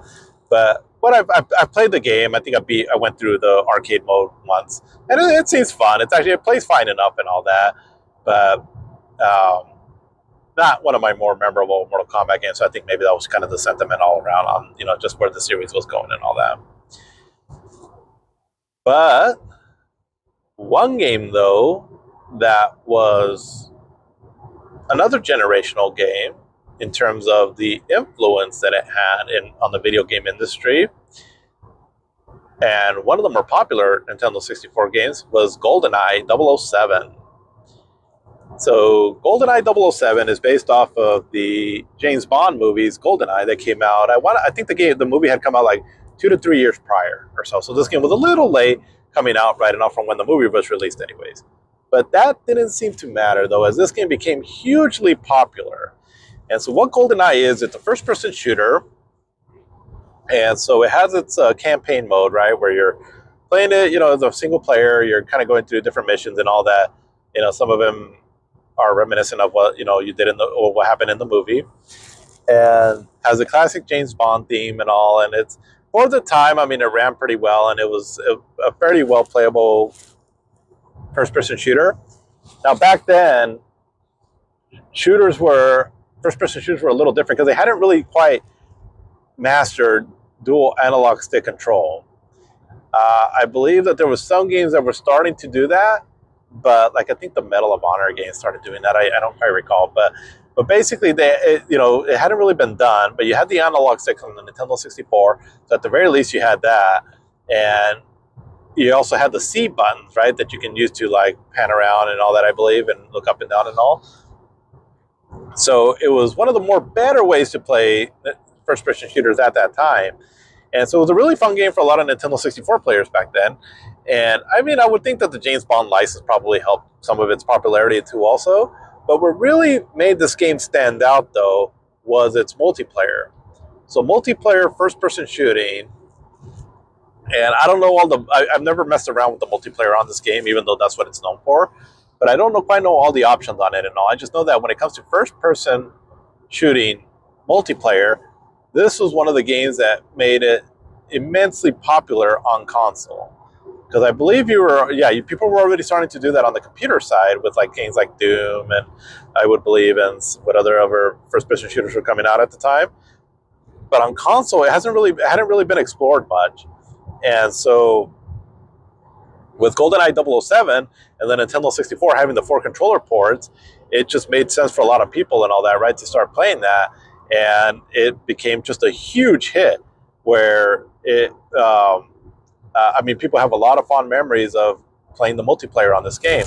And what's crazy is that, from what I understand, the multiplayer was just sort of tacked on onto this game.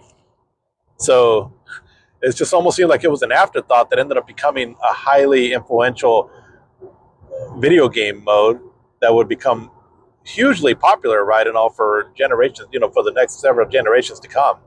As a lot of times why people play first-person shooters now to some extent, right, and all is to have a multiplayer mode on it. And a lot of it started for a lot of people on console here on the GoldenEye game. And nowadays, when you go back to it and all, I mean, I've played like the single player version of it, and it's fine. It's kind of a product of its time and all. But again, it is one of those games that I feel like a lot of it has to do like in that moment, in that time, you had to be there, kind of thing. But still, you can't deny the success that it had. Just the video game industry as a whole. And so I think that's why it's definitely very fondly remembered for that there.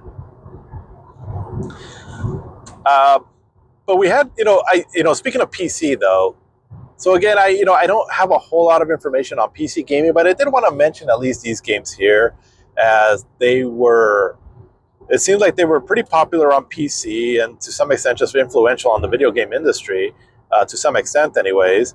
But one thing that what I do kind of know of PC games though back then is that they tended to be like these really kind of more complicated like RPG kind of games, or also like point and click games, and.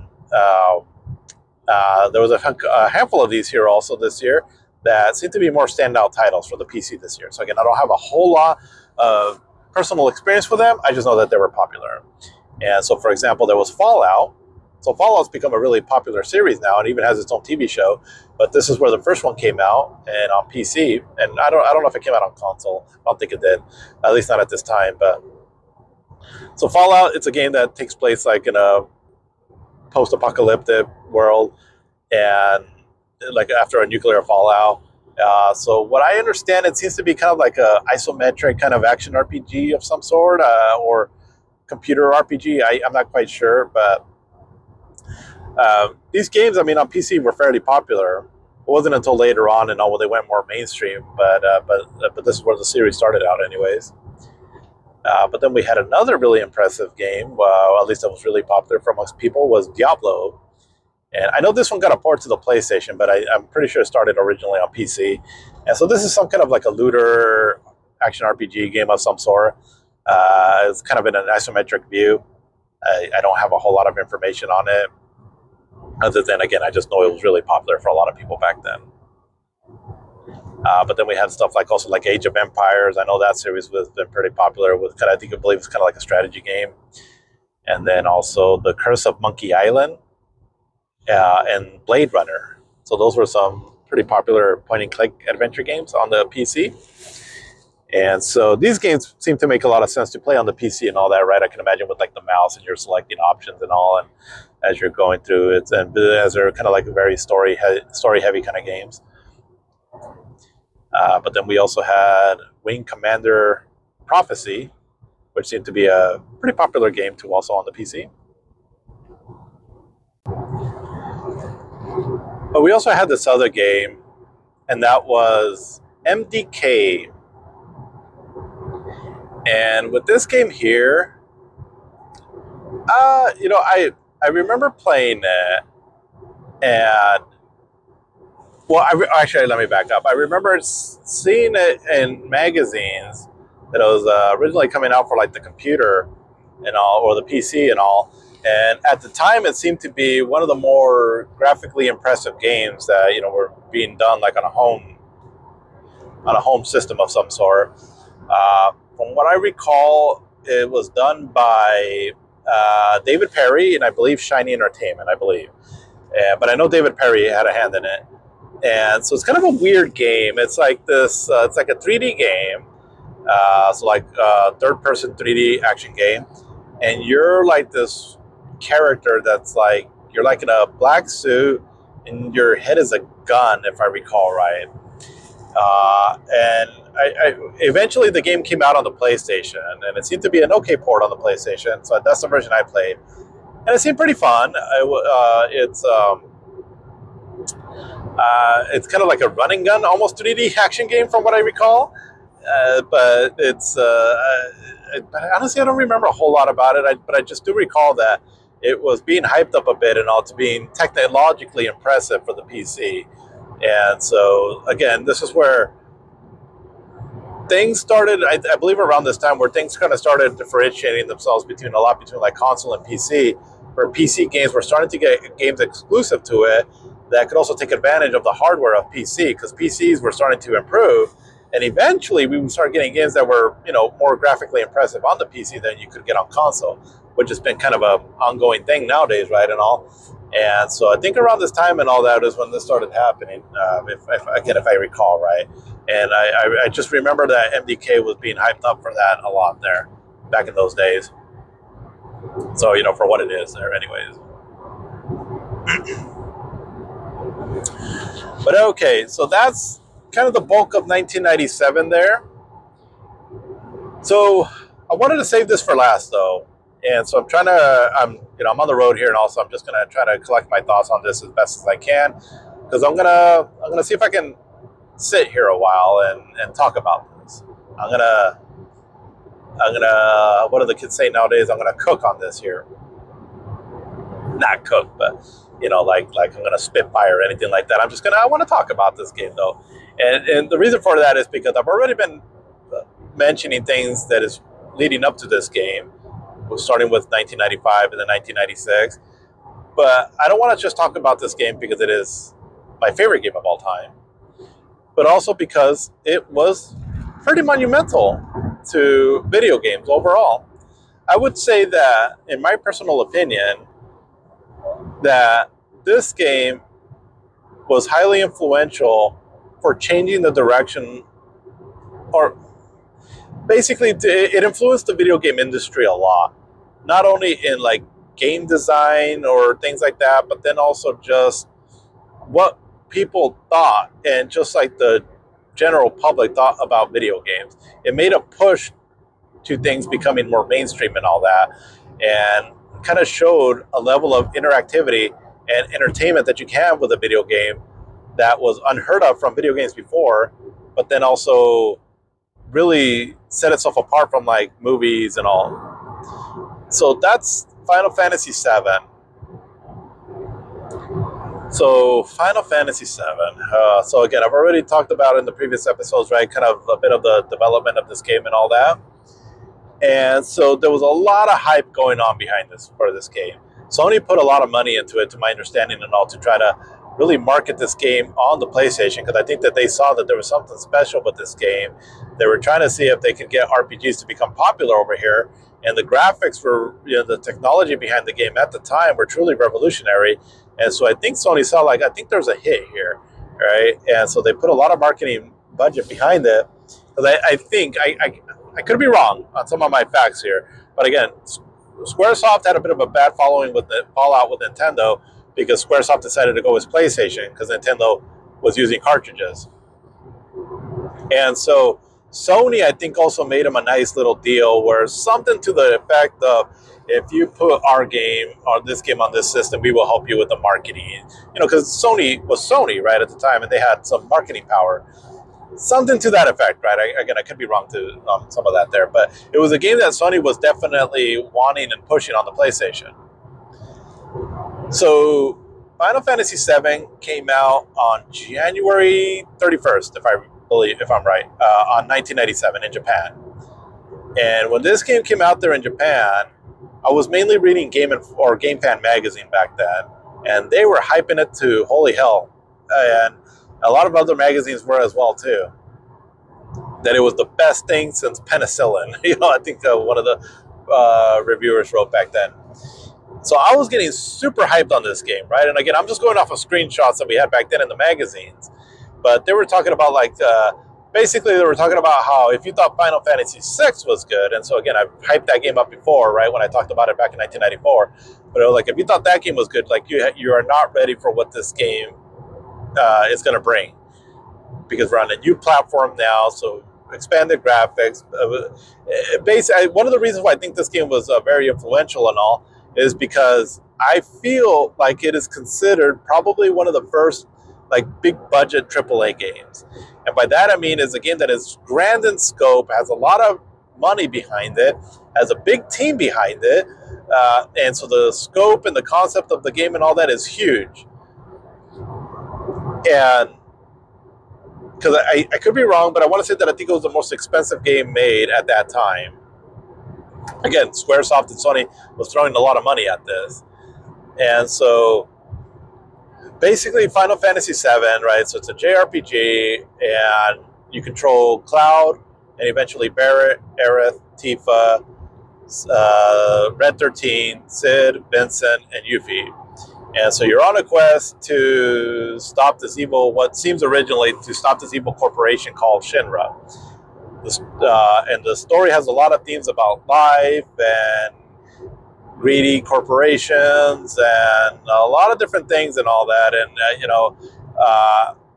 and it felt kind of modernish, where the story, the setting of it is sort of kind of like in a kind of cyberpunkish, kind of steampunkish and all that, but feels a little bit modern, right? Like, instead of having like an evil king and an evil kingdom, you have a evil corporation overlord, right, and all that with an evil corporation company, right? And so, so it made it kind of refreshing at the time, right, that we were playing something like that. There have been games that were more set in a futuristic or kind of modernish setting in RPGs, but nothing to this grand level. And I think that's part of the reason what made this game really successful. The graphics were done in a way where it was polygonal characters on pre-rendered backdrops, so like what we had seen before with Resident Evil games. And it still had its overworld map, though, only done now like in a 3D polygons. The battle systems were more or less kind of the same as what we were seeing with previous Final Fantasy games, only now with the 3D graphics and all. And so it really made a lot of like the spell effects look cool and all. Specifically like the summon spells, when you would see those, I mean, they just looked absolutely amazing. And then you got another great soundtrack from Nobuo Uematsu that was out on it. And so when this game was announced, or I'm sorry, when this game was starting to be reviewed for the Japanese version, they were talking about it like this is like the greatest thing ever, right? The best video game of all time. It is, just an amazing experience, and this and this and that and that. And so I remember from like January till the game ended up coming out in North America, I believe on September 7th of 1997. So it was roughly about a 9-month stretch there, right, and all. And so I was just foaming at the mouth, right, and all wanting to play this game as I kept seeing reviews and screenshots and all from the import version, and how everyone was talking about it. I was like again, the best thing that ever happened to video games. And because then we started seeing commercials of it too and all, because again, there was a lot of marketing push on this game, and I was just dying to play this game. And so finally the game came out in 1997, or I'm sorry, in September of 1997. And so we got this game, I believe it was one of the first games I think we pre-ordered, or we got it pretty early on. I remember my brother got this game. And so this is kind of funny, because when we were playing it, him and a friend would play a portion of it, and then I would play a portion of it the next day. And so they were always like a step ahead of where I was at and all. But then hearing him kind of gush about what happened in the game without giving away spoilers and all, they're like, oh my God, wait until you see this one section. It's so freaking cool and all. And I was like, oh crap. And then I remember I would go to school thinking about the game all day. And then when I came home, I would play it and then reach more or less to where they were at. I was like, oh, that's what they were talking about. Like, and there was so many, the game has so many epic moments on it and all. If you play the game, I'm sure you know a lot of them. And just the grand scope of this game, that it's apologetic in its themes, that it's trying to say, the story to it and all, that still feels very relatable and all, and couple that with like themes of like depression and self-identity and things like that, and but with a really cool just like setting and all, and just absolutely massive in scope and all that, and one of the coolest like stories, characters, plot lines, story beats, moments, that it's just absolutely amazing.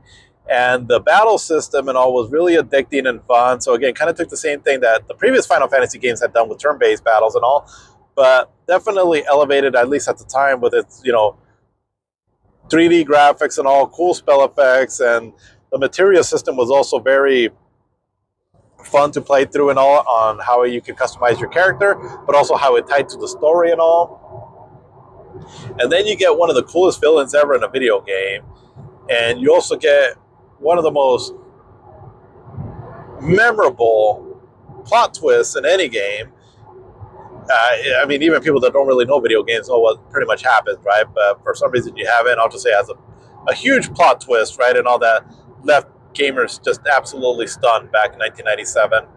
And the beautiful thing about it back then was that this was before the internet, before social media and things like that, where I think a lot of us went into it blind on what happened, and it was just so shocking that it just sent ripple waves across the industry and all that. it's I mean, in many ways, there hasn't really been a moment like that in a video game that a lot of us has felt the impact of on, and it was just such a moment, right? And all that, it was just highly impactful, I'll say.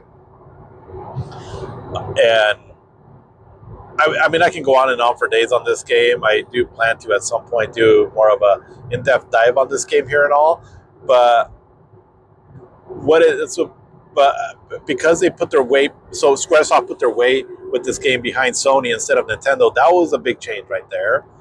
That it was a huge game, an expensive game, but also a very successful game, right? Started kind of what I feel, right? Started like the creation of like AAA games, but only this one was a highly inspired, a big labor of love game and all that. So I say AAA in a good way, as opposed to like what we kind of know AAA to be nowadays, right? Now we're very bloated, very expensive, very disappointing. This game was anything but that. And granted, now you have some haters on this game and all that. And actually, the game is not without its flaws. It definitely has flaws and all. But for me, the highs are so damn high in this game that the lows on this game, which aren't severely low, it just overshadows them and all. And just because it is, the highs are just so high. And my favorite game of all time, not my most important game of all time, I've said that's been Phantasy Star, but from this moment on, I definitely looked at video games in a different light. I feel like this game has been my identity in a lot of ways when it comes to video games, because not only with what this game brought to the table, but also eventually the remake and all that, that I'm getting to relive the story and everything about it, right? And a new, with a new fresh coat of paint, that it's almost like now I've talked about before that I'm sort of pumping the brakes a bit on keeping up with new video game stuff and all that. But this game kind of, the part 3 of the remake of this game is sort of, I don't want to say the end game, right, and all, because, like I said, I'm still going to be playing video games and all that and getting some new stuff and all. But as far as like really trying to keep up with the latest and greatest, really, it's just Final Fantasy 3 Remake Part 3 that is kind of the last thing that I'm really looking forward to. And so it's kind of like a coming full circle moment. And a lot of it has to do because of the impact that this game made on me. And it just, it is just something I'll never forget, my experience playing this game for the first time, and something that it just lingered and lingered and lingered with me throughout all these years. It's an absolutely magical game. I never get tired of playing it. It could be, I mean, like I said, the game does have some flaws, and the original PlayStation version, for as amazing it was back then, it can seem a bit archaic now. But thanks to mods and all that, there's actually a really awesome way of playing this game through the 7/7 mods. If you don't know anything about that, check it out. If you have like access to play PC games and all that, I highly recommend you play through this game too, like with using the 7/7 mods. There's a lot of different mods you can use, from everything from just like improving the textures, the character models, the frame rate, and all that, and certain quality of life features and all. And then also along with that, adding voice acting too as well, which is not too badly done actually. And that's actually my favorite way to play the game nowadays, because it kind of gives you like a remastered version of this game that wasn't done like in the newer style. So if you wanted to play Final Fantasy VII, or you like Final Fantasy VII, but you don't really like what it did with the new remake, check the 7/7 mod out, because this is kind of like remastering the game, but still within the original version, right? Very cool way to play the game. And I'm so excited for the remake part 3 to come out. I can't wait. Hoping, I kind of doubt it, but we got the Game Awards coming up this coming week on the 11th, I believe, of December. There's some speculation that they might make an announcement of it soon. I kind of doubt that, but I'm so ready for it. It kind of feels like again, kind of like the end game for me and all. Just with not only with Final Fantasy VII itself, but just with video games in general. And it all started with this little game that came out back in 1997 that just broke my mind back then. I mean, the way it inspired me and all kinds of things and all that. It was just absolutely massive, and I still can't get over those goosebumps that I used to get playing this game that still seem to linger to this day. It's just, for me, it's just that good. Uh, yeah, so much I can say about it. I'm sure I'll do more conversations on Final Fantasy VII later on, but did want to end it with this here as we look back at the year of 1997, which was a pretty big year for video games. Some cool stuff that came out, but for me personally, not one of my favorite years in video gaming, but because I had my favorite game of all time and also my third favorite was Castlevania Symphony of the Night, definitely was worth living through, right, and all to experience some of these amazing games. But that's what I got for this one here for 1997.